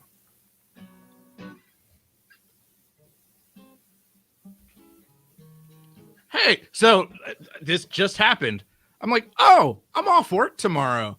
I forgot I took the day off. Oh yeah, like here it is, 9:15 at night. Oh yeah. I took Friday off, but not tomorrow. So yeah, I got Oh, go ahead, Mike. I was just gonna say my flight was supposed to be tomorrow at like 8 a.m. And I got the reminder 2 days ago. Hey, you ready for your flight? They're just being dicks. Hey man, I hope you like refunded your ticket. Yeah. That's all taken care Okay. of. So like, because they let you cancel right now, like up until like 10 minutes before you leave. They're like, It no, takes but off. seriously, please don't come. Like, and so, yeah, that's all taken care of. But like, it was just such a sad email to get because like when we canceled all our flights for the rest of the summer, we were like, I mean, it's September. It's so far away. Everything will be fine. I got the reminder, the like calendar reminder, bloom, bloom, Dragon Con. I was already like on edge, like holding back the tears, like Simply Red. And then thank you, Mike. And then I got the reminder and I was like, oh, like it broke me. But and to answer your question, it might be like Regina or somebody calling Charles, the Dragon Con people. Yeah. What I've been just actually super sour and down about the whole thing, but there's a lot of people that are like really getting into the virtual con and so excited about all the stuff. And I'm like, you're right. It's because it wasn't happening regardless. So it could have been nothing, but there's a shit. And that's why I took the time off. I'm literally going to just fucking like sit here and watch stuff for like 3 days, and it'll be good. It'll be fun. And I think it's awesome. And so I'll get over my mopiness, We're gonna put it out on the TV. We're gonna lay out snacks and drinks, and we're gonna do it as best we can. I got so much work to do still. Since we can't sign into the DC Digital Media Twitch account, I had to go out and acquire laptops for everybody and get a switch so I can have them all hardlined because we all record in the same studio. So we can't zoom into a call with 5 cameras. So I had to go out and acquire laptops for everybody, make sure I've got Ethernet cables and all this other shit. And it's really just, it's more work than I expected, but I got everything. When we're done here tonight, I'm going down to Gettysburg. And you didn't want to just do a video with like all of y'all and then all in one dialed place. in? No, I mean, you've seen the botch show on our channel, man. We have everybody's cameras separated, so No, and that studio, there's only enough room for where we sit. Right. So I'm sure they don't, Steve, but thank you. I appreciate the effort. I don't appreciate the end product. I don't know how Saturday's going to work because there's 11 cams that have to be on screen. Yeah.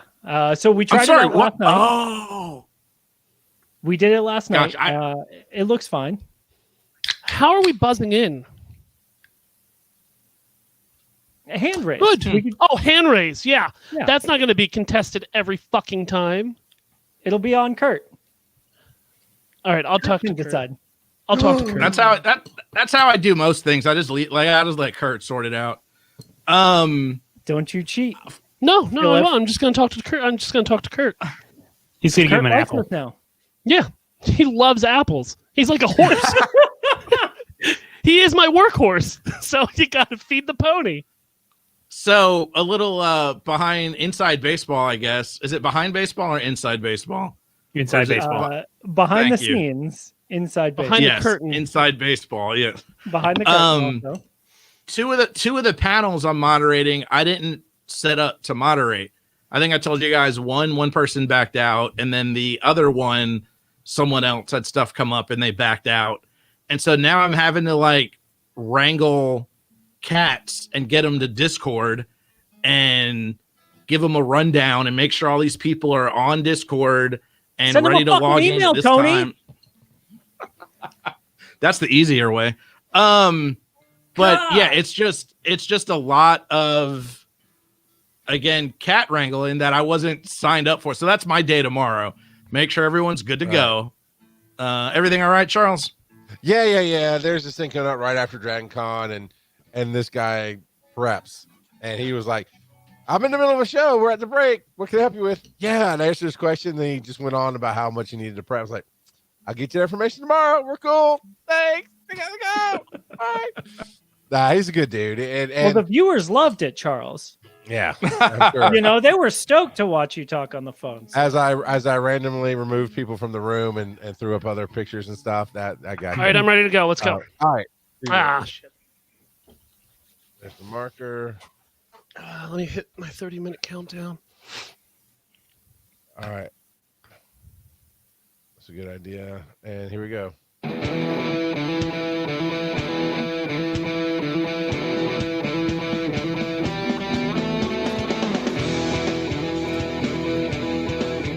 You're listening to Almost Daily Discourse with your perfectly adequate hosts, Charles, Mike, Tony, and me, Philip. Joining us today from the VOG Network is Bobby Blackwolf. That's me. I think it's the quickest intro I've gotten on the show. It was like 10 seconds. You're a pro at this. Well, I'm not going to fucking flub my way through my intro or even forget my guests, Feels but so anyway, fast. I'm efficient. That's what I am. Yeah. Nope, I'm done. That was quick. Nope, I'm efficient. Anyway, what we're talking about today is fictional characters that you wish you could either have as a pet or a sidekick. So it can be from movies, video games, TV, anything really. I just want to know who would make your short list of or pets or sidekicks. Oh. I guess I will start since everybody looks confused, even though I gave this topic out a while ago. I always have to look at the name of this thing from this movie that I love. Okay. I know the movie, but anyway, go ahead. Tell your story. Go. Well, the movie's called The Relic. Have you ever heard of that I am movie? not familiar with The Relic. I would have had to have Googled that one as well. I have no idea what that is. Well, no, I know the movie. Made up.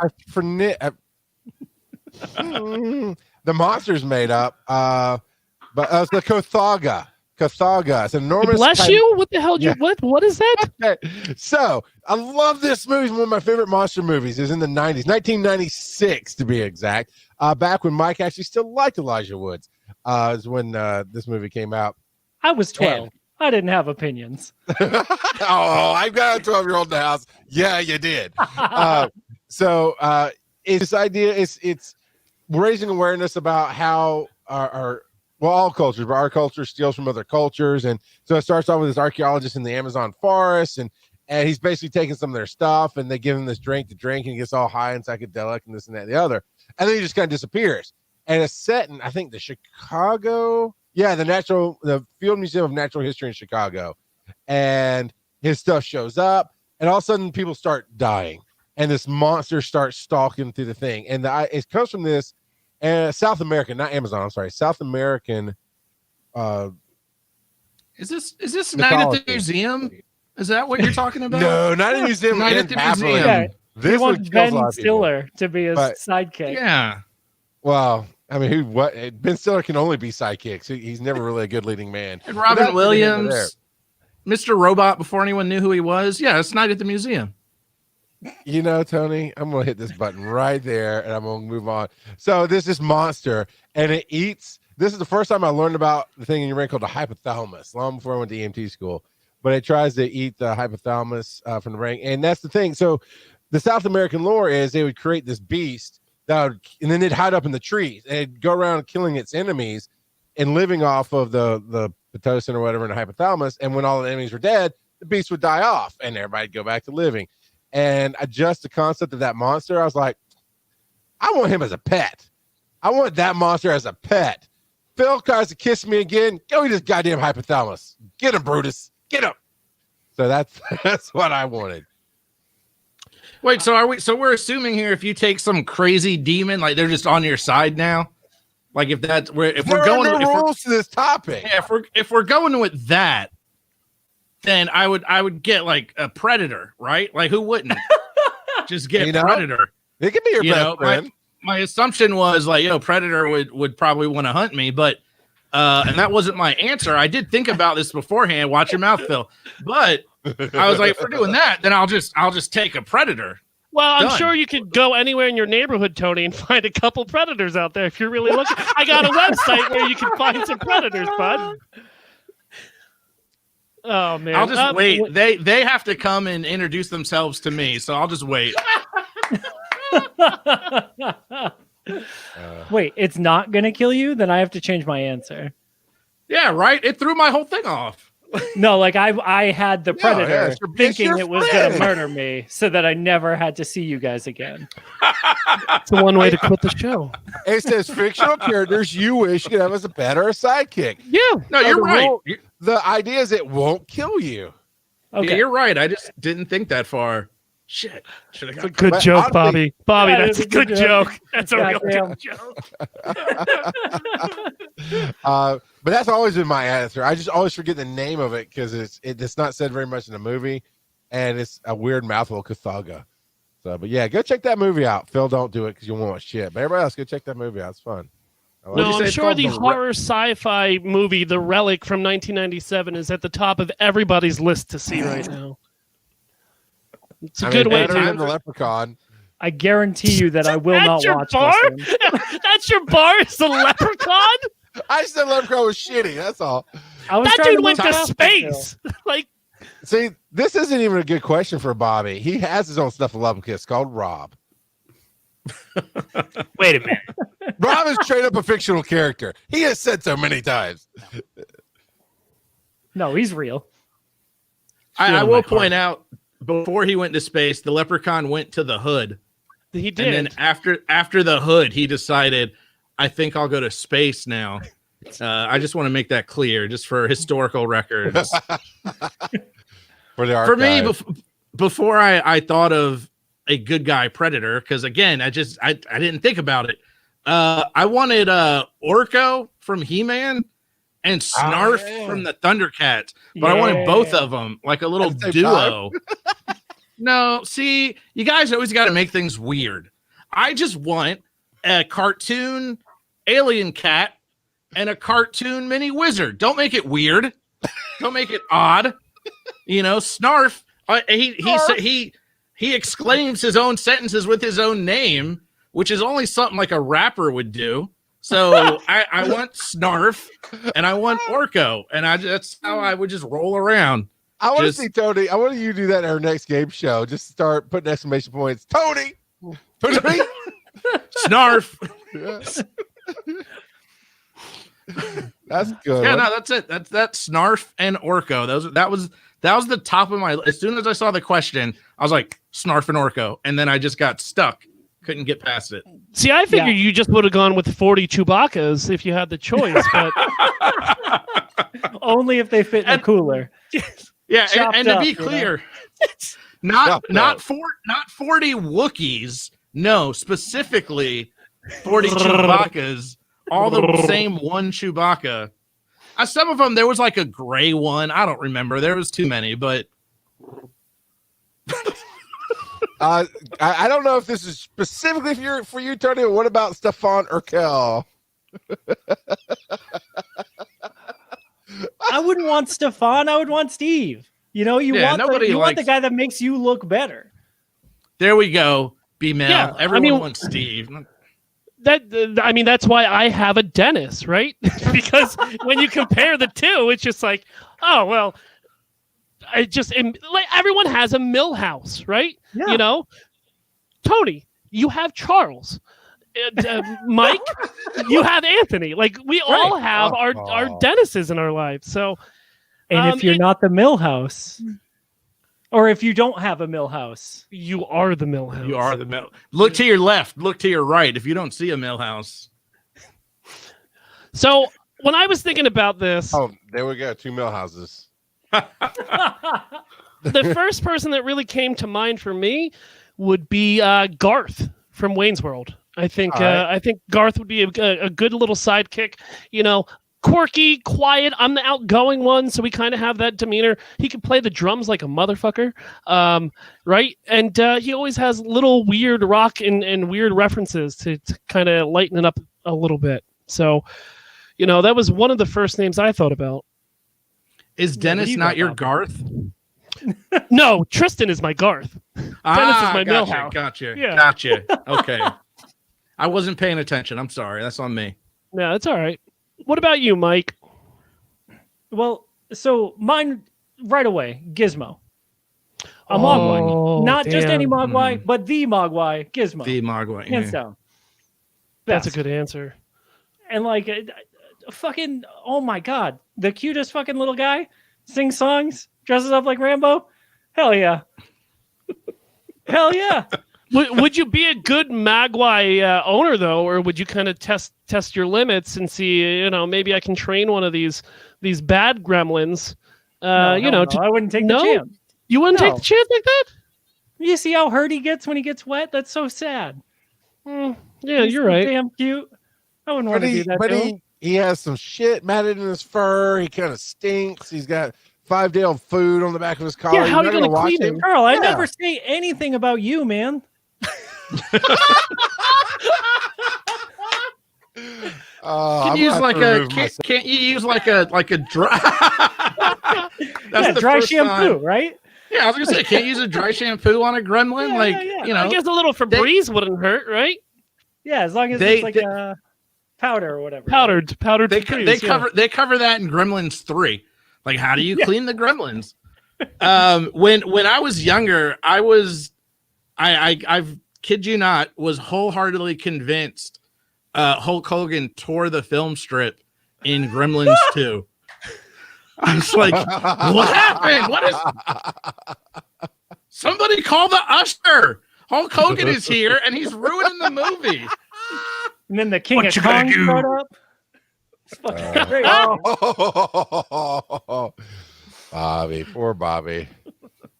Bobby, what do you got? And Bobby never came on our show again. That's it. I'm never going wish to it be was invited that back. simple.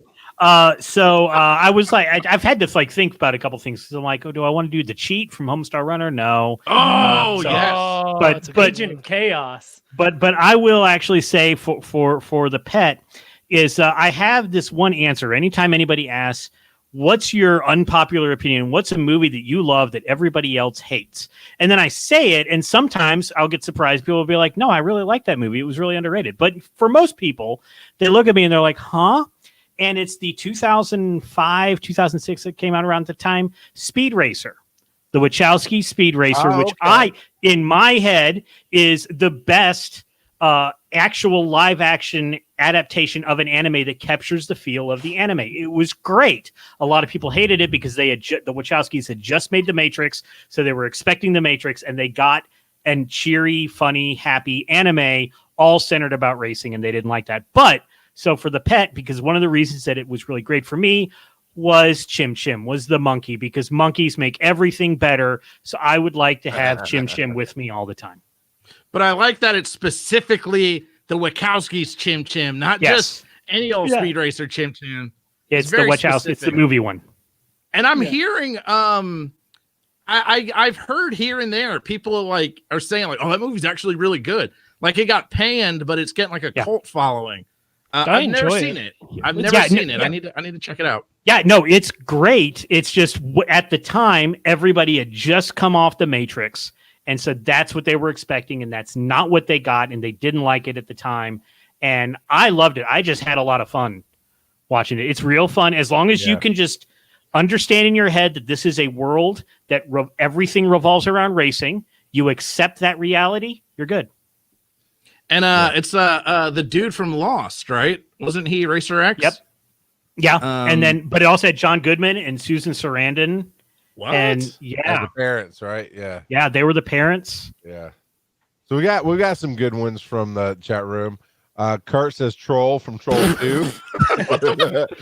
Female says, you know what? I'll take Frylock from Aqua Teen Hunger Force. He'd be an awesome sidekick. Hell yeah. I would take Carl. I want Carl if we're going Aqua Teen. I wouldn't want Frylock. He'd make fun of me. Like Frylock wouldn't like me. Let's be serious. Kurt He'd says, like, get the fuck out of here.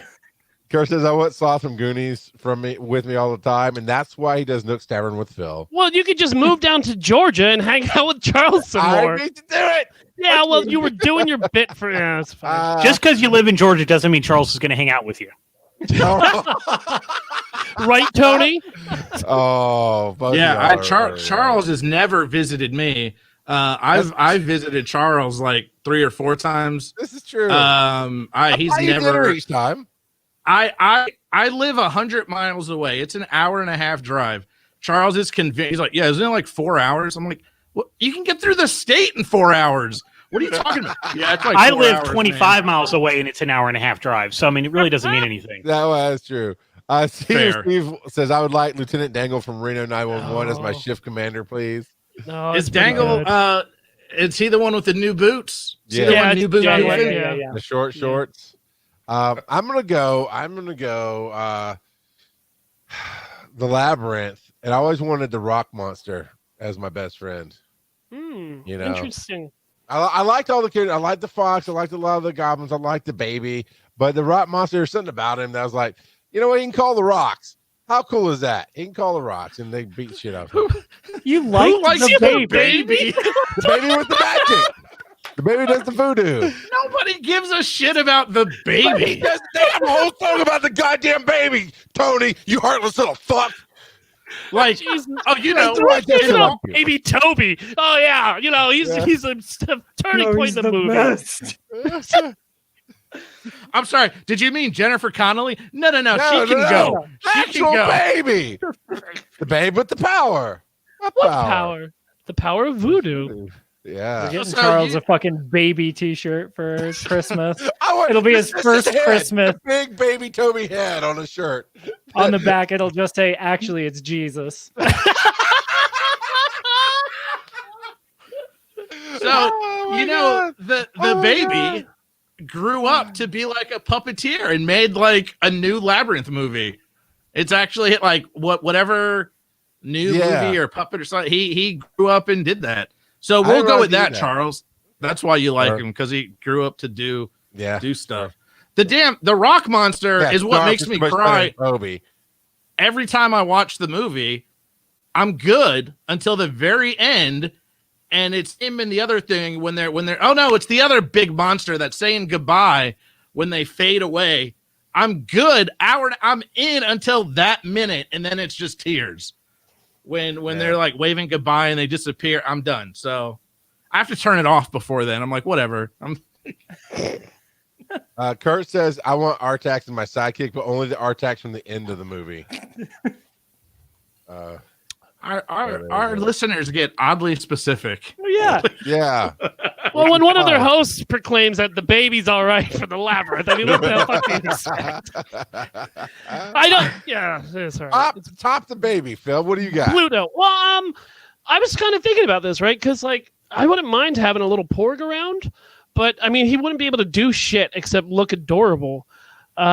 So I would think if I had to pick my next one, I would say Ford Perfect from Hitchhiker's Guide to the Galaxy. Nope. Yes. Okay. You got an alien friend who you've been hanging out with. He's a little quirky. You don't know that he's not from this planet. And then right before the world ends, he's like, oh, by the way, I got you.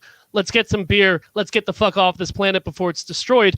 I'm going to open your literal mind and show you everything you had no idea about. You're going to be terrified, but just remember, don't panic. Grab your towel and let's have a weird time.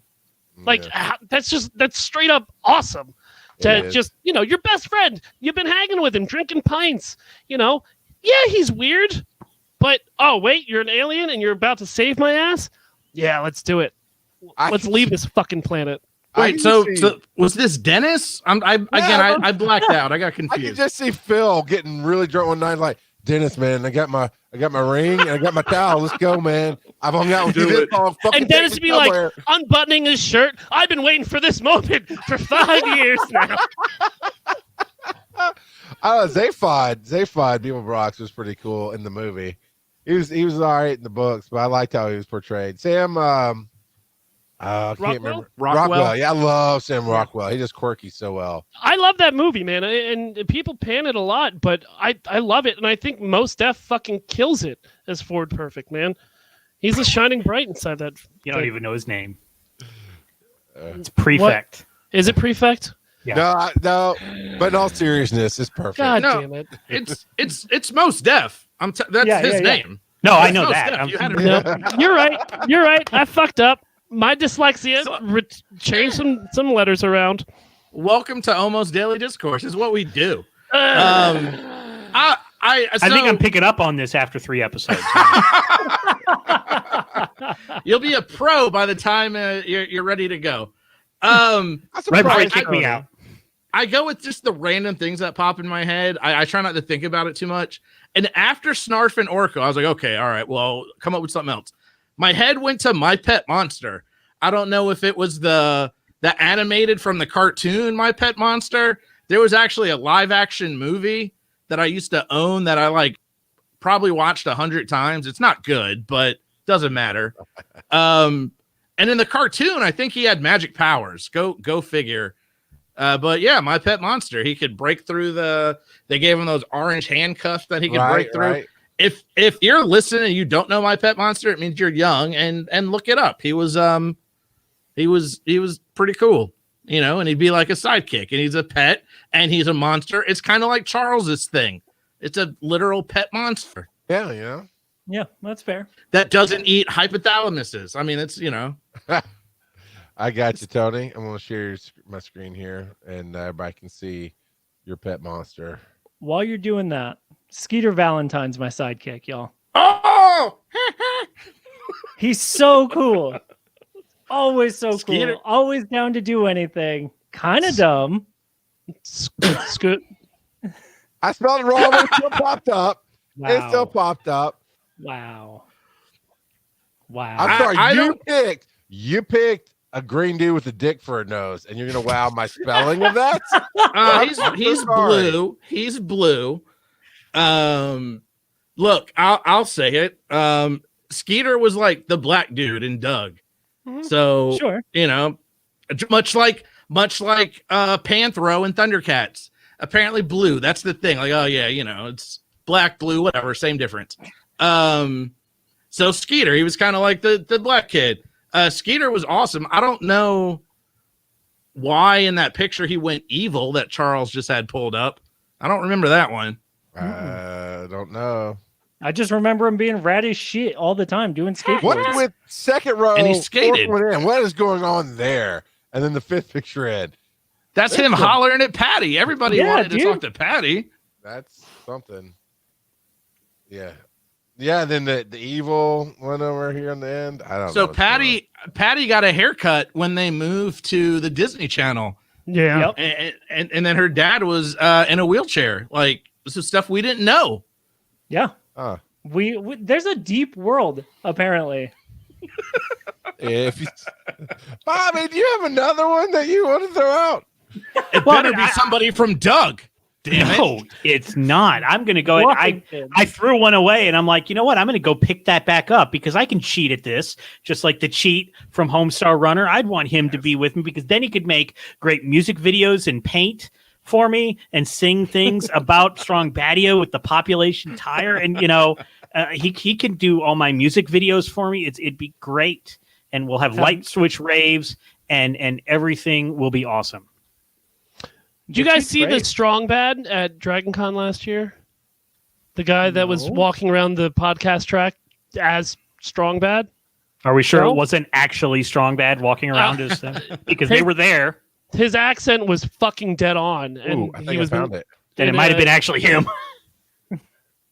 No. No, that's not that him. guy. No. Oh, it says 2017. My bad. The Homestar Runner guys did go to what was the con? The new con, Charles, that we weren't invited to. Yeah. How dare they? Yeah, that one.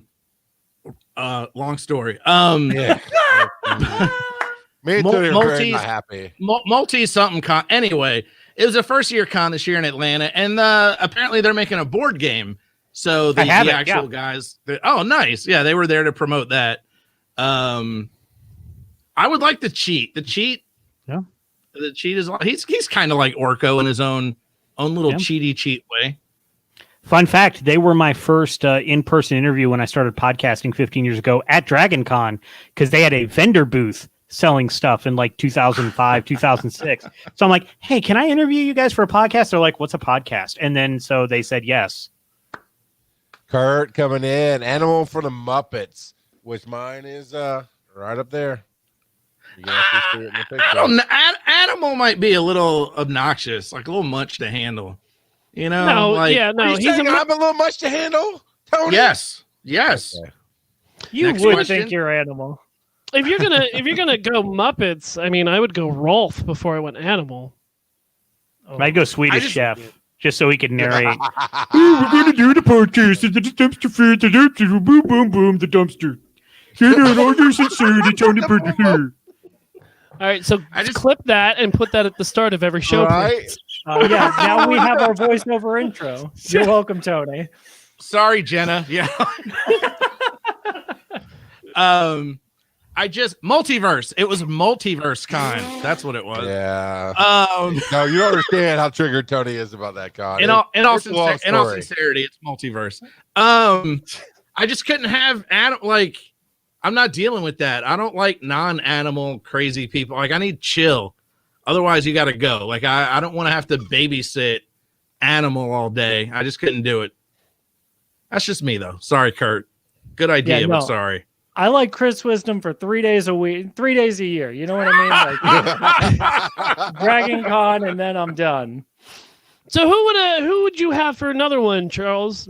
John the Baptist? Would you go Padre Pio? Like, where's your head at? APO? Where's your head Oh at? my God. Is it Samson to take care of the bullies, Charles? You don't even know my childhood, Mikey. Stop. Stop right now. Oh, but he does. But he does Oh, know my your God. childhood. In all sincerity. No, man. I always dug. I don't know. I always dug Inspector Gadget. I mean, he was a goof, but he had all, and he ultimately, well, Penny. Really, you'd want Penny or Brain, right? Yeah. Yeah. But he had the gadgets. But Penny and Brain were pretty good. It's pretty awesome. Yeah, he was nothing without Penny, which, by the way, is I want to say was Cree Summers' first voice role. If not, it's definitely one of her early ones, but might have been her first big one. Okay. Cree Summers super popular if you know voice acting, but no, and that's just me. All right, That's no one you, else knows man. Cree Summer. Yeah. Yeah. She was also in the Michael Jackson black and white video when they were doing the morph thing. She was the last one. Okay, anyway, I'm sorry, I've digressed. Yeah. I Googled her. She's Susie Carmichael from Rugrats. Yes. Ah, Yes. yes. So, That's but the I'll one tell I you, knew. Brain threw me off so much because I thought he was such a cool dog. that when Family Guy came out, it took me forever to call that dog Brian. Like, yeah, Stewie and Brain. And everybody's like, what? Like, no, it's Brian. But the cooler dog is Brain by all. So you're blaming the Inspector Gadget. It just wasn't, you couldn't read. Is that what we're going with?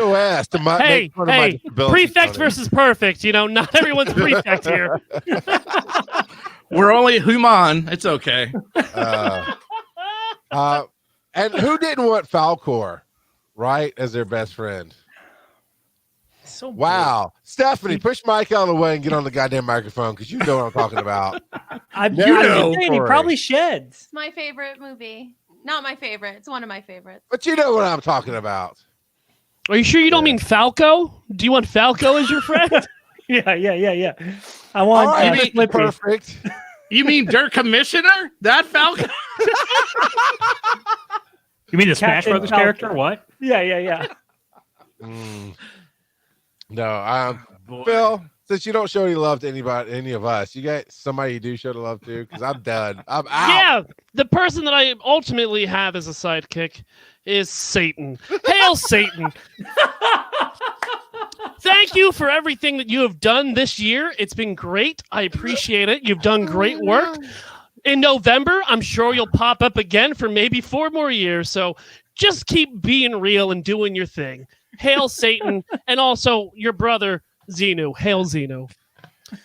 You want to email the show about how fucking stupid I am? You can do that over at almostdailypod@gmail.com.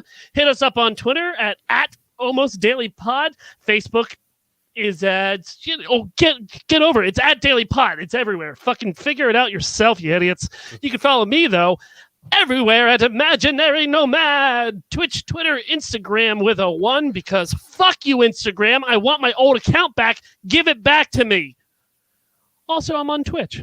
Snapchat if you want to get weird. This has been Almost Daily Discourse. Go fuck yourself. There you go. There you go. We have one more of these? We do. We have one more of these. You do. Anybody need a break? We're all good? Yeah, I'll be right back. All right. Oh, Jesus, Tony. I got my headphones and I can hear you. That's great. In all sincerity. Oh, man. I am really excited, though. Dragon Con's going to be fun. Not as fun as it could have been. But it's going to be fun. Charles, when are we just sneaking late night onto the Dragon Con digital media stream just to do bullshit? I do not know what you're talking of. Do crimes. The fuck was Do that? crimes? What? Yeah. Twitch crimes. I do not know what you're speaking of. Twitch crimes. I may be drunk, but I am not that drunk. I don't even know what you're talking about. I'm just saying, Charles, there's 24 hours of time. We don't have 24 hours of panels. There's if you plenty want of to time. take from midnight to 6 a.m. to do whatever you want on the stream, I will turn it over to you and go to bed, sir. I just think we should do an almost daily weird super late show. Fuck off.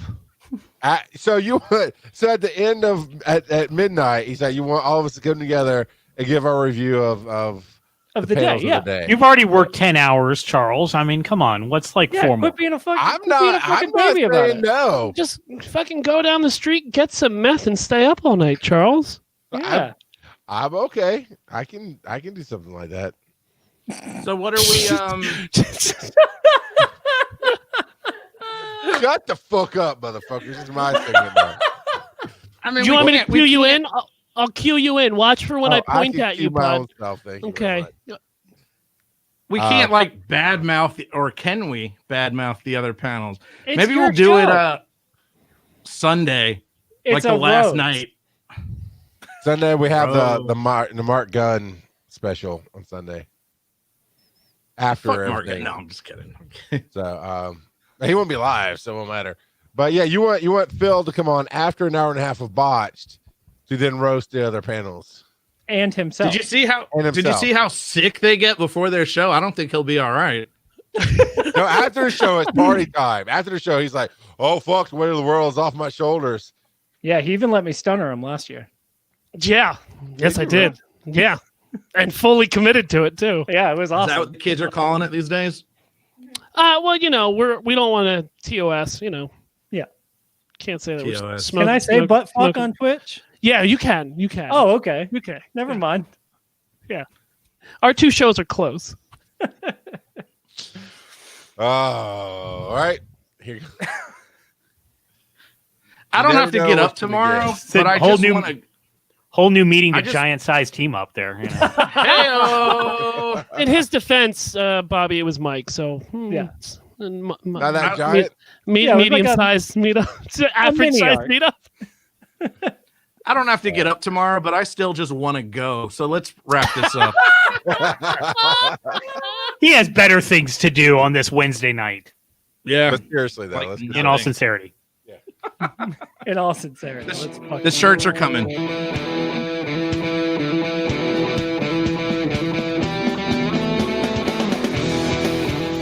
welcome to the almost daily discourse with your perfectly adequate hosts, Mike, Phil, Tony P. We have an adequate guest, but I'm here to kick off this dumpster fire right now. Not do some dumbass bullshit like everybody else, but sincerely though, folks, we're gonna knock this out here. And I want to say thank you, Bobby, for coming on and this mockery of a podcast and having fun with this tonight. Thank you for having me, Charles. Thank you so much. Don't forget Wasn't those my 5-star idea. reviews. Yeah, give us 6 stars on iTunes if you would, Bobby. That'd be Yes. awesome. Can we Yeah, can we blame this evening on Bobby? Yeah, Can we do that? Absolutely. Just blame it on our guests. Like, well, you know, Well, we had don't the you guest always? here, threw everything off. Well, no. Well, yeah, we blamed it on you last week too, and you weren't even here. So yeah, Right. you're right. Right. And So- next week you'll be like, man, if Bobby didn't screw up last week, Fucking Bobby. this would be so much better. Next week's going to be It's- the Moments of Dragon Con show. I guarantee It's you that. it's King of Kong all over again. Thanks, Bobby.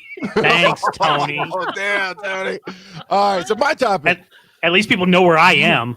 Whoa! Fair. I love it. I love it. It's a bar brawl on a podcast. You gotta love it. It's so good. It's It's because so of that missing poster in Avengers, right? You had one too, Bobby, right? No, No, they know they where didn't he miss is. me. Yeah, nobody look for him. So no, I have been putting together Dragon Con digital media track for the last year, but really focused on it hard in the last 2 months. And I thought about all the cons Tony and I were supposed to do this year, and how hard Phil works and stuff, and how great Mike clings onto the coattails. And so I wanted to ask everybody, why do you call yourself a pro? What is it in your mind that establishes a pro at whatever you do? Right? What are some of your guidelines? So Bobby, you've talked about how you've been doing podcasting since before podcasting was the thing. And I actually tried to talk you into actually going full time, and you had a good reason not to. But I would dare say you consider yourself a podcasting pro or digital media pro, or, Yeah. I don't know. The reason I call myself that is because you, Charles, were like, you should fill out this thing and you should say you're a pro because you'll get it. And I'm like, I don't know. And Charles is like, shut up and do it. And then I did it, and I got called a pro by Dragon Con. But no, it's because there's a lot of various areas that I have like a lot of experience or some knowledge in. And I think, being somebody that can dispense that knowledge to other people with the experience and the track record, I think that's why I can get away with calling myself a pro and having the ego to say that I am a pro in this and in some other areas of my life. But ultimately it's because Charles kicked my ass until I submitted an application. The way you leave that open, that's what I want to know. What are the other areas? Tell me terms more. of service, Mike. Terms of service. Yeah. What about you, Mike? Do you consider yourself a pro at anything, and why? Yeah, dog, it's the money. That's what makes me a pro. People Okay, pay me for it. I'm a fucking professional. Duh. Next. Oh, Kurt says he's a whore. So-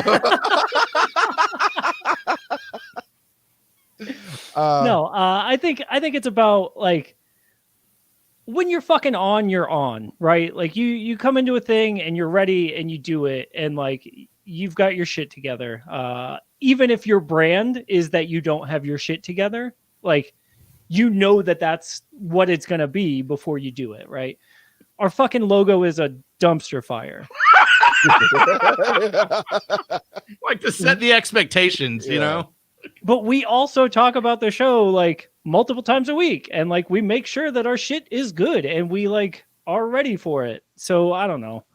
Like for you people at home. For you people at home, like they're like, oh, it's a dumpster fire. We don't care, blah, blah, blah. And then, but like, they're like, okay, I got my timer on so we don't go over. Here's my little list here. I've got all this.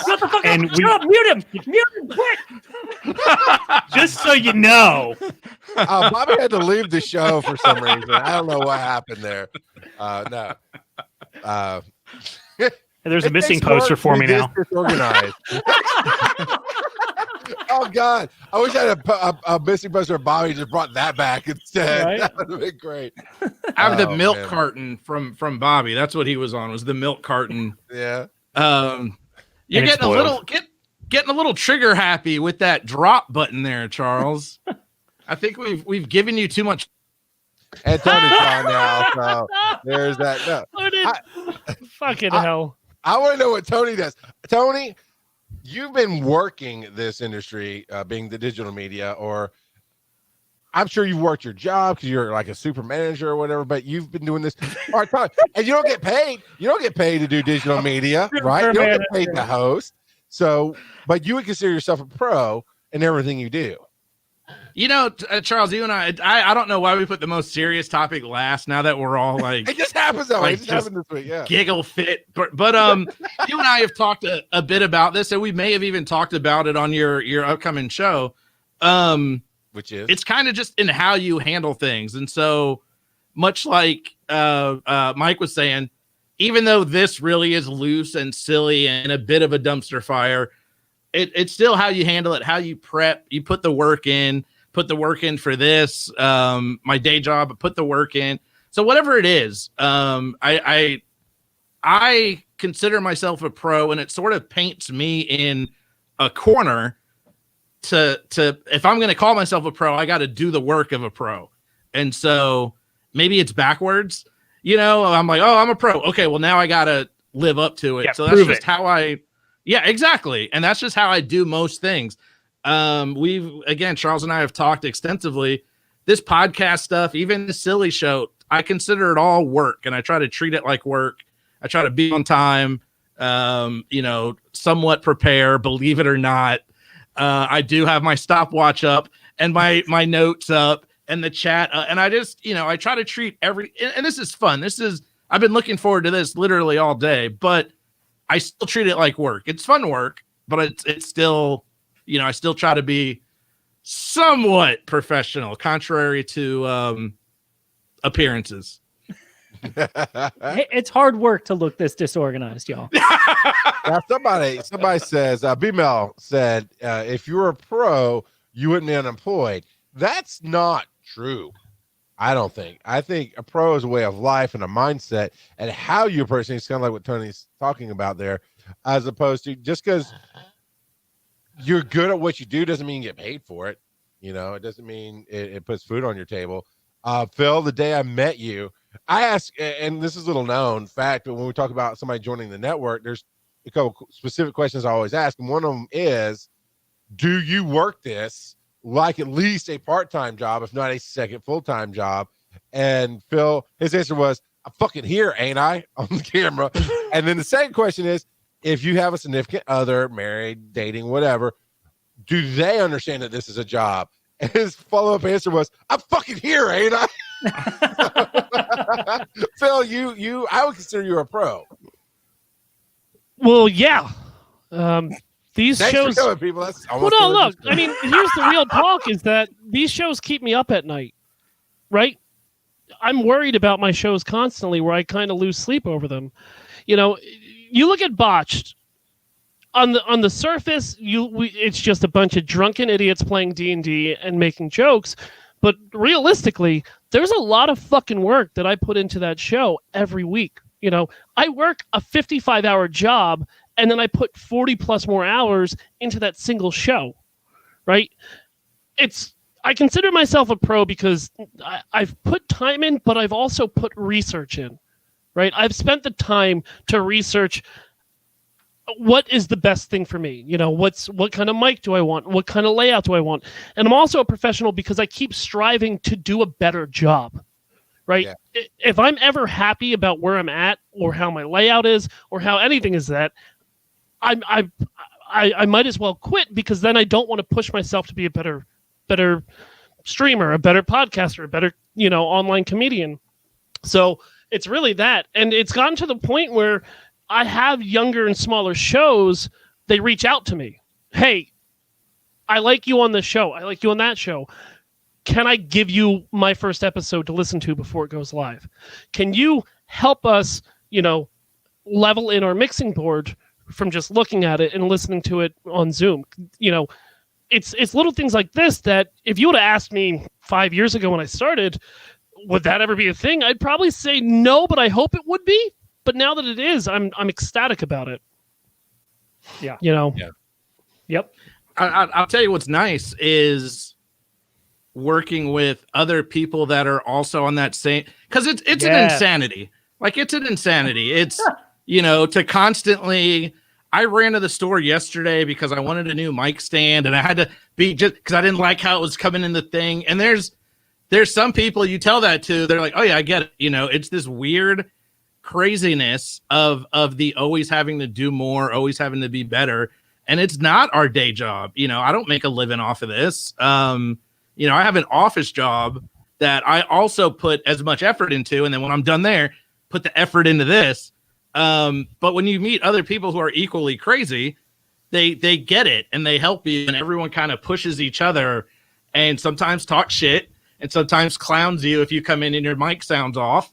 But at the end of the day, everyone's trying to sincerely help each other get better, and collectively do better. So yeah, I think a lot of, you know, our friend Bill, Run Jump Stomp, he's just as bad. And I've seen him where he'll obsess over things. And I'm like, I get it, man. I know what you mean, you know, and we're all just that weird level. It's just a certain level of insanity that I think we can all understand, you know?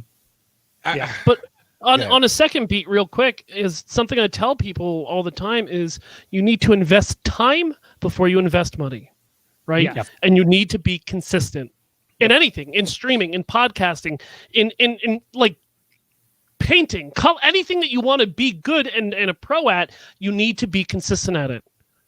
And that is more important than getting your microphone that sounds crystal clear, or you know, a high def camera so people can see you a lot better, or green, you know, any of that stuff's really not important.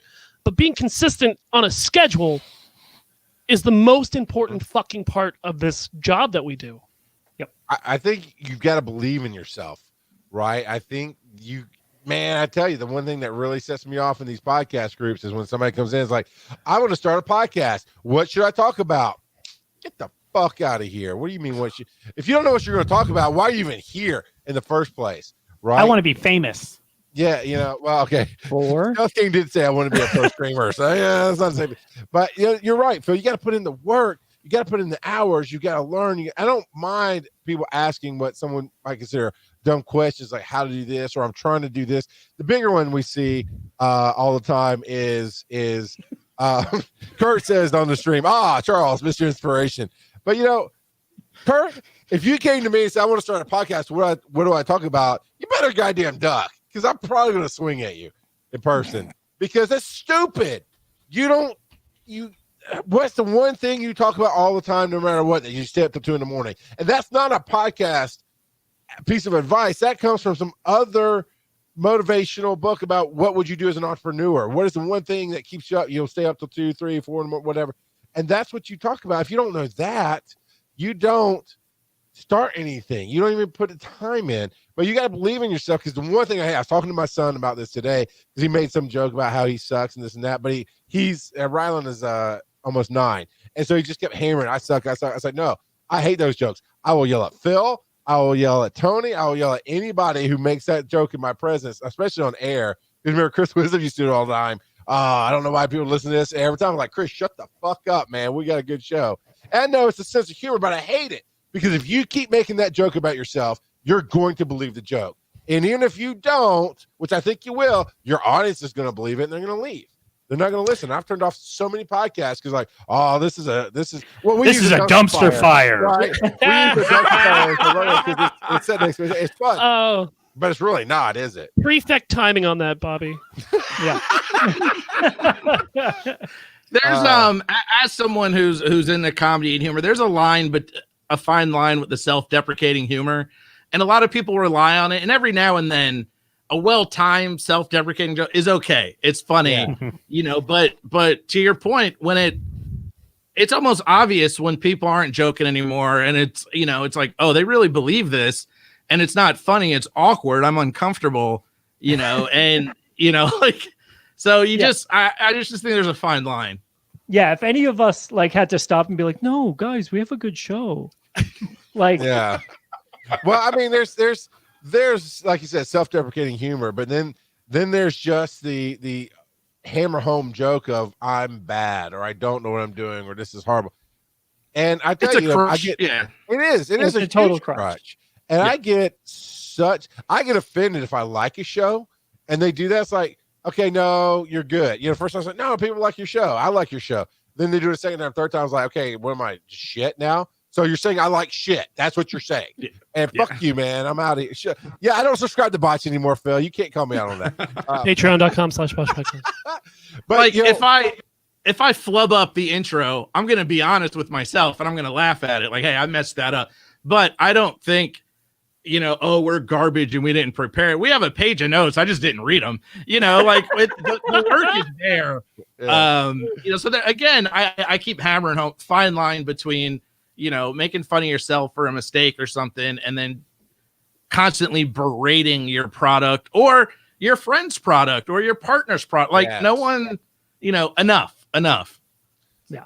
I mean, Bobby, you do tell the story about how y'all were on something 365. I forget what that broadcasting software was before there was even iTunes and all that other stuff. Yeah. You're putting in heavy duty work. I mean, it took a lot of work to put a show out at that point in time. Why would you do that as an amateur? Guilt. So the real reason I started, no, believe it or not, that actually ties into the real answer. That's just the TLDR version. It was around the time when podcasting was just starting, because the show that's on after me, Orange Lounge Radio, they were on Live 365. I did some stuff on Live 365, but I always did my show live on internet radio and using IRC for the chat room and all that stuff. And the reason I started doing it is because of guilt. Because in college, I had the opportunity to be on the college radio station, handing to me on a silver platter, and I said, "No, I'm good." And I had that regret. And so to start doing what I did, it was out of guilt. It was like, you know what? I threw this shot away. I'm not going to lose it this time. So that's why I started doing it. And I just kept doing it, and I kept learning, and I kept trying to perfect it and be better. And, so that's why I started. And now I can consider myself a pro at it, even though I don't make money from it. I don't want to make money from it. I have a day job that I'm also a pro at that pays for the hobby. Yeah. And that's awesome. And Tony, we were using this as a possible tagline for the ConMods for a while, theconmods.com, is bring the show. But I think that's part of what makes you a pro. What makes all of us here a pro, and many, many people that are on the digital media track, in my mind, professionals, whether you get pro status or not, is you bring the show. You show up, you give your best shot, you give your best performance, you learn out. I mean, the first time I really did meet Mike at DragonCon with his frosted blonde hair, and like, Eccleston? Okay, no? All right. And I didn't know him for anybody. I hadn't listened to Adventure Inc. I didn't know them very well at all. And, they cheated at Blood Feuds. I didn't know what to think about that. But when he came on this show, the previous show to this one, Breaking the Panel, months ago. The precursor. The precursor show. We were, I don't know, halfway through the recording session. I texted Phil, I'm like, this dude could be a host. This dude is because you're feeling out the jokes. You're playing back. You're tossing. Same with Tony when we do stuff. We can I tell the story of when we did 221B and why, Tony? I don't remember the story, so sure. Does it have? You don't really care about the people in it, but does it have anything to do with me like taking my pants off or anything? No. Okay, yeah, go ahead, man. Before we move on to Tony, let's talk about me for a second. Yes, here. no. Come on, my balls are blue over here. Yeah, I just want to say that like I'm not gonna fucking do a show if the goal isn't to be great at it, right? Like I'm not gonna come on y'all's show as a guest, pimp my own shit, and then like do it half-assed. That would be fucking awful. Pokedex, but there's a yo, there's a lot of people is so much fucking work. Like for such a there's a lot of people low payoff bit. It's short. There's a lot of people who do that just like I want to be on. I want to hear myself talk, and that's it. And they don't prep. They don't do any research, or I'll and then Charles, I'll let you tell your story. But I moderated a panel for DragonCon this year, and I did a bunch of research and like was quoting. I remember when you said blah blah blah blah blah, because I like it. I enjoyed it. I wanted to know who I was talking to before I was talking to them. And I saw something else today, and it was just clear they went in with like no prep work, and I was like, what? Oh. But to each their own. But that's the difference. That putting in the work, I think, is the answer. What makes you a pro? Not DragonCon pro status. That doesn't matter, honestly. Putting in the work, regardless. Bobby, what were you saying? I'm sorry. Yeah. So no, I was trying to jump in without interrupting, but even when this is your first time on this show, Bob, that's not how this works. I know. I'm trying to be a pro, damn it. So when I was moderating a panel last year at DragonCon with some voice actors on the video game track and stuff, I did my research, and I also really knew some of the games that they were in. And so they actually remarked to me that they were kind of happy that I kind of did more research than they thought I would have, because I was like bringing up things on their Twitter. So not every moderator does that.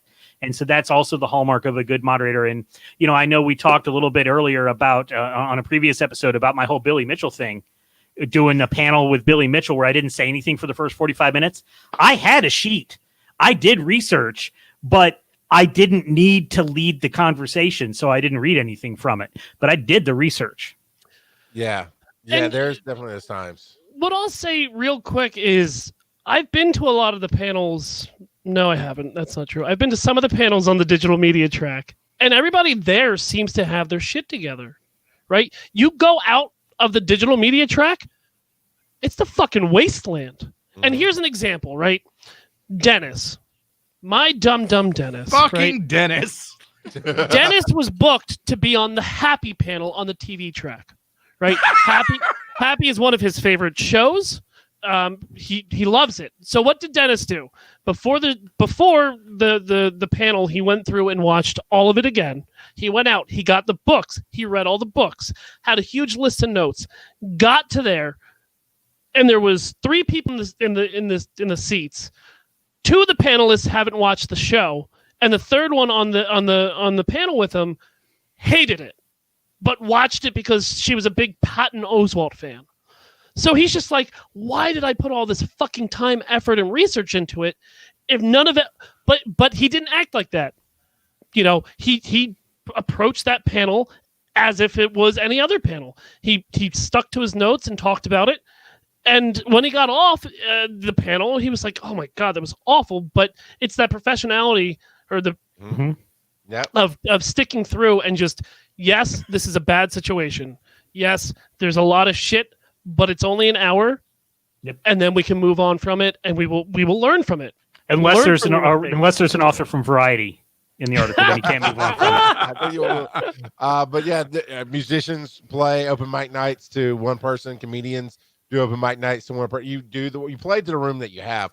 But Tony, I'd reached out to Tony. He and I had not done anything comedic at this point. This is a couple years ago.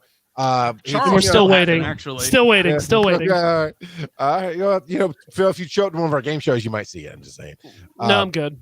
stellar. Yeah, no, you've always been good. No, I'm none of washing my y'all hair showed on up. those. Yeah. So, but we filled the room, so it's okay. I don't care. You don't have to be there.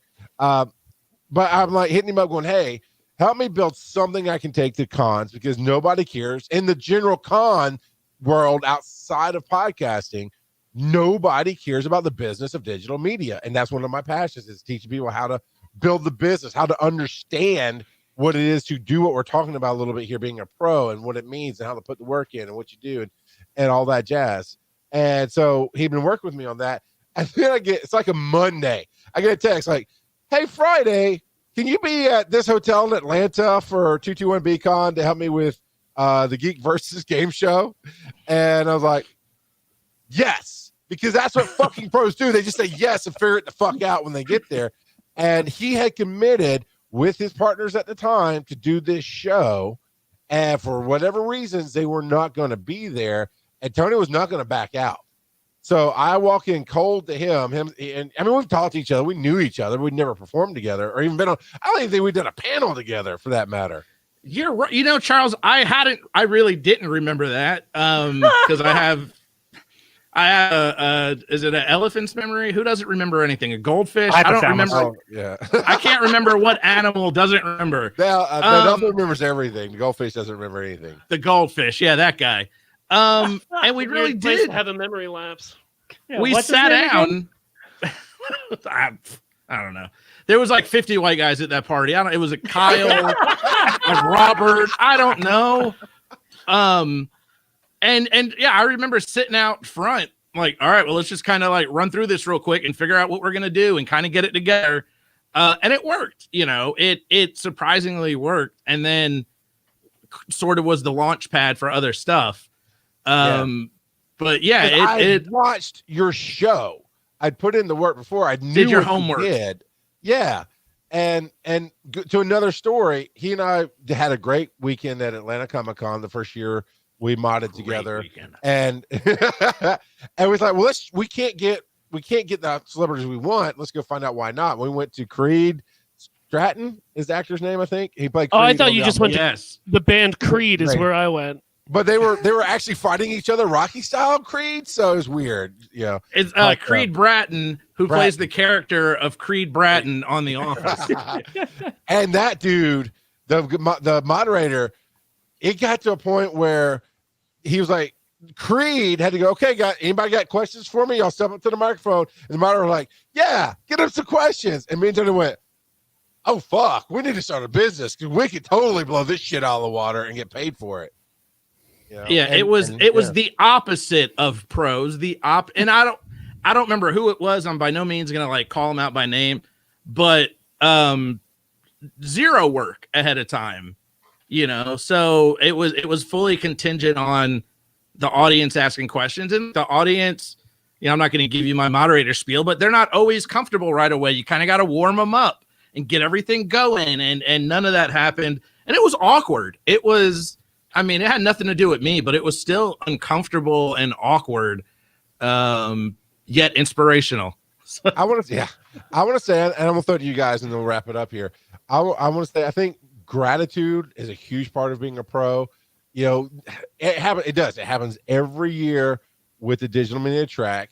Since I've been around for the back end of everything, somebody within a week of the con kicking off wants to submit a panel and wants to get featured on the track. And I mean, it happens. I've had somebody from England pitch me a week before the con, and I actually did a live video going, what are you thinking? What are you thinking? You can book flights from England to Atlanta in 7 days and not pay $1 million a person, and then good luck finding a hotel. But that's not pro. Pro is not going, oh, let me do this right now. Pro is planning ahead, and if there is a moment where somebody can use you, right? Say thank you. I mean, I'm gonna throw it to Phil, and since I've been monopolizing this, even though it's my section, Phil, Bobby, and Mike, what do you think? I mean, gratitude takes you a very long way, being a pro. Yeah, I think being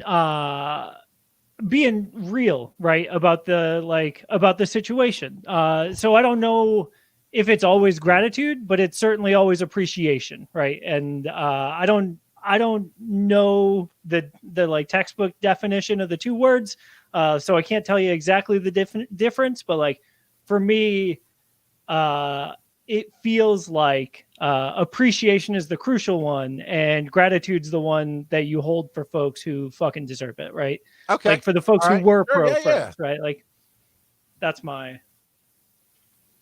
I can tell you the official definition probably doesn't have the F word in it, but I didn't check. I don't know. I could be wrong. Well, that definition's a bitch. But Bobby, bitch ass definition. right. Bobby, if you were to give one piece of advice to somebody who said, I want to be a pro at fill in the blank, and for whatever you want, what advice would you give? Besides do the work. We know to show up and do the work. Be appreciative. Well, I'm actually gonna tag along on the appreciation track, but be appreciative and able to learn from other people that are also pros. And it also, for people who are pros, be appreciative of those who want to come into the space. Don't lock them out. But really, even when things don't go your way, still be appreciative because that will be remembered.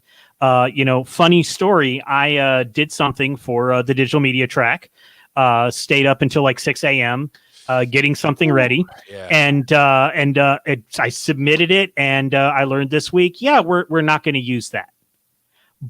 So I didn't go off on the person that told me or anything. I was still very appreciative of them taking the time and stuff like that. And that goes a long way in remembering. So maybe next year things might go your way.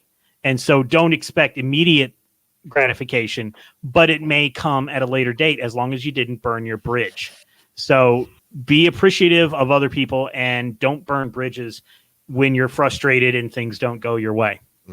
Tony and I have a story about that where somebody, I'm not even going to tell the story, but somebody was not appreciative and they burned a bridge and they won't be back. But Phil, to you, we know about doing the work. What's your piece of advice? Somebody like, I really want to become a pro streamer, a pro digital media creator. What? There's a bunch of things. I mean, like Bobby said, listening, and not being scared to ask questions. And if it doesn't work out, keep doing it, right?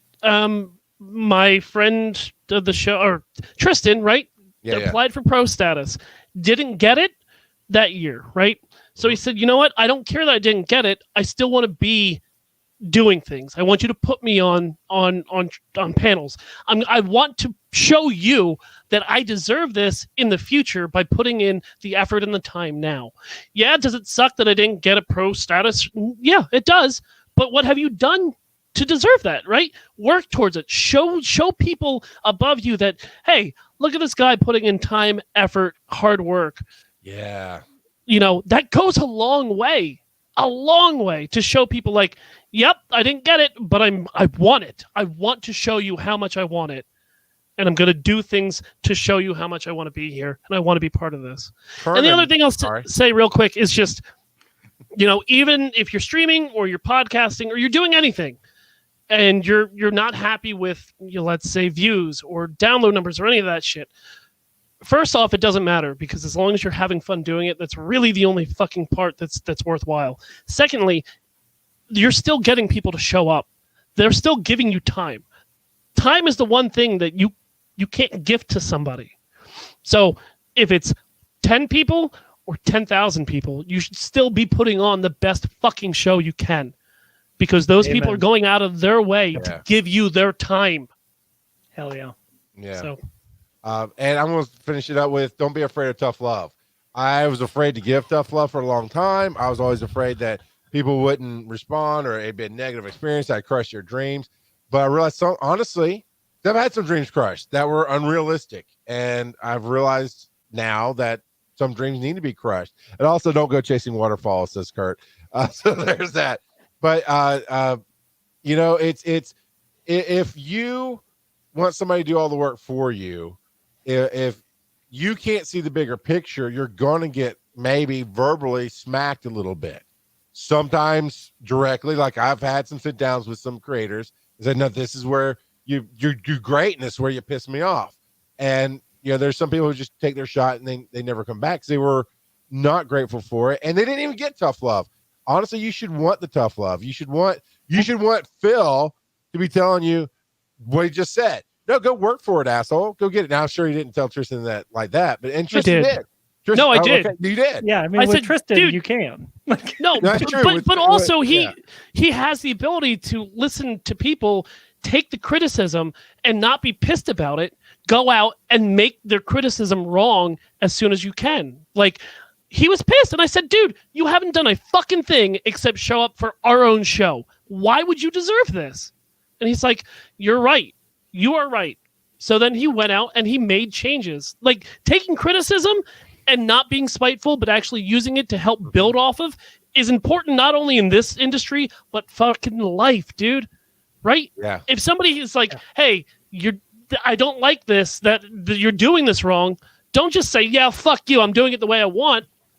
Take a step back and just be like, okay, if they had this criticism, let me analyze the entire thing. And then if I still feel like it, then tell them to fuck off. I would add real quick, and it's okay to be upset. I've had, I have a boss, a mentor at work that I'll talk to, and she'll say, hey, I need you to work on this, I need you to work on that. And I'll say, I'm probably looking a little frustrated right now because I am. Here's why. I thought I did a good job here.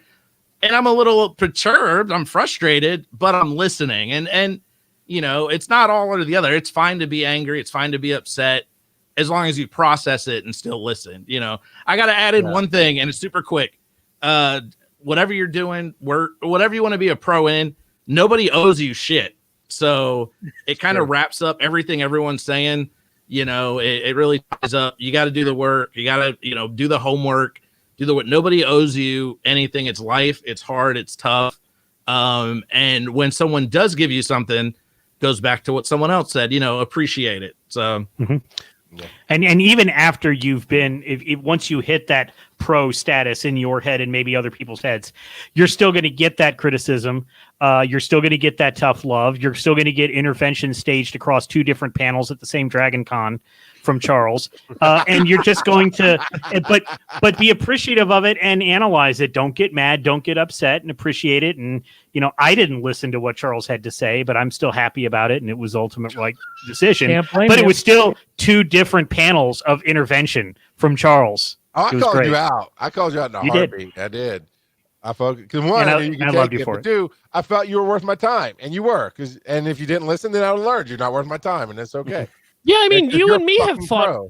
You and me have fought recently, like a month ago, right? And what did I do? I stepped back, I analyzed, and realized I'm just being a dick. No, I'm sorry, Charles. I'm being a dick right now. Yeah, but Phil, we told you that. Moved on. We told you that day one. All right, I thought that was your brand. Hey, I gotta say, what a bunch of pros on this panel. We struggled through some episodes early, but damn it, we got it together. We got it. Yeah, I think this was this was solid. This was really good. Satan. Thank you, Satan, for helping us push through this. Somebody chill the champagne and cook the meth. We're about done here. We're good to go. So, all right, we'll show some love. This is coming out after Dragon Con. My first episode of Finding the Stories has launched. It launches Labor Day weekend. So if you're live, it's coming up in a few days on the podcast. It came out yesterday. Go to anchor.fm/finding the stories and subscribe. I'd love to hear your feedback on that. And I want to give a shout out to my 2 real world friends, Jamie and Brad. We all know Brad the Blind. Actually, some of us here know Brad the Blind. He came to Dragon Con. Tony, you haven't met him yet, but we've had him on Breaking the Panel before. I might have met him. I don't know. It's funny how Brad the Blind has seen you, but you haven't seen Brad the Blind yet. Well played. But we're gonna have Brad on again because he's a great geek. No, you want to talk about somebody who pushes it, and I would call him a pro because he pushes it, but I don't think he would call himself a pro. That fool, in a good way, I mean fool. That dude, he will stream every Sunday night, and as far as I can tell, he has 2 people watching him, 3 people watching, and he'll go on and say, "Hey guys, I can't stream tonight," and I will like and reshare and boost his shit all the time, and he will fucking stream constantly on Twitch playing these games and to an audience of who knows how many, because it's not 50,000. We're not doing 50,000, but I appreciate you, Brad, and he's known me forever. He's got some stories to tell. Apparently, he texted me after last week's episode. I was like, "Man, I wish I was there to back you up on all the Bible shit that you were getting." And my buddy Jamie, who I got him to start listening because we did '90s music. He loves the new show and he loves the new opening. So the opening Phil found. So there's that. And Well, thank you, Jamie and Brad. Seriously, appreciate it. Yeah. Yes. Yeah. Hell yeah. And let's. I like that see. you're showing love is them showing love to us. By the way, that's like the most Charles McFall thing you could ever fucking do. I want to show some love to the man who is a pro, Bobby Blackwolf. Tell us again where they can find you, sir. So I'm over at the Voice of Geeks Network. We are a podcast network and streaming network all about geek culture. So vognetwork.com is where you can find a lot of our podcasts, but we are here on Twitch, twitch.tv/VOG Network. Sunday nights, 8 p.m. Eastern, 5 p.m. Pacific is my video game podcast. It's called The Bobby Blackwell Show because I'm terrible at naming podcasts, and that's really bad for search engine optimization. But after 700 plus episodes in 15 years, I'm not changing it. I'm going to stick with it and just go forward like a pro. So I talk about the video game industry, and come join us then. So this year's intervention when I get on a panel, Bobby, is you can rebrand when you know it's the right thing to do. You can change your brand up. I could. Or own your fucking name, dog. I own my name. Yeah, stop shitting on yourself. It's not a dumb show. Yeah, hell no. No, it's a great show. That's right. It's just hard to find in search engine. It worked for Larry Sanders and Letterman. No, see, here's the thing. The real reason is I didn't want Jay Leno to take my job. Yeah, I know. I'm waiting for you to tell that one. There it is. That's the thing. So that's going to be it for this week's recording session for Almost Daily Discourse. We do all this in one shot, recording on twitch.tv/Almost Daily Pod. And we also multi-streamed it to YouTube. And there's no slash there because you can have 1,000 followers. And Facebook.com/Almost Daily Pod. And Twitch. We need them. Yeah, but you got to follow us because it's new. Yeah, come follow us. Absolutely. And thanks. A bunch of people follow us tonight. We got 12 followers. And we literally launched this thing tonight. So thank you, everybody, for doing that. For the podcast, it comes out Thursday, Friday, Monday, Tuesday. So check it out almost daily as it comes out. And we'll catch you all again next week after Dragon Con. I always feel like the end of Saturday Night Live, just exhausted. Like we did it. Yeah. We made it through another one. Oh, God. Oh, God. I can't do. I need 7 days before I can do this again. So we've got. Bobby, seriously, thank you so much for coming on tonight, man. Yeah. Oh, you're welcome. Swan named Emily's over here. B-Mel, Bobby Blackwolf, Krugel, Freckle_face. He who is Steve, Kirstable. Let's do this _streamers.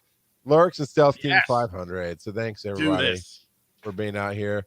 But SNL is funnier, says B-Mel. Nah, you ain't watched SNL recently, have you? We are way funnier than they are right now.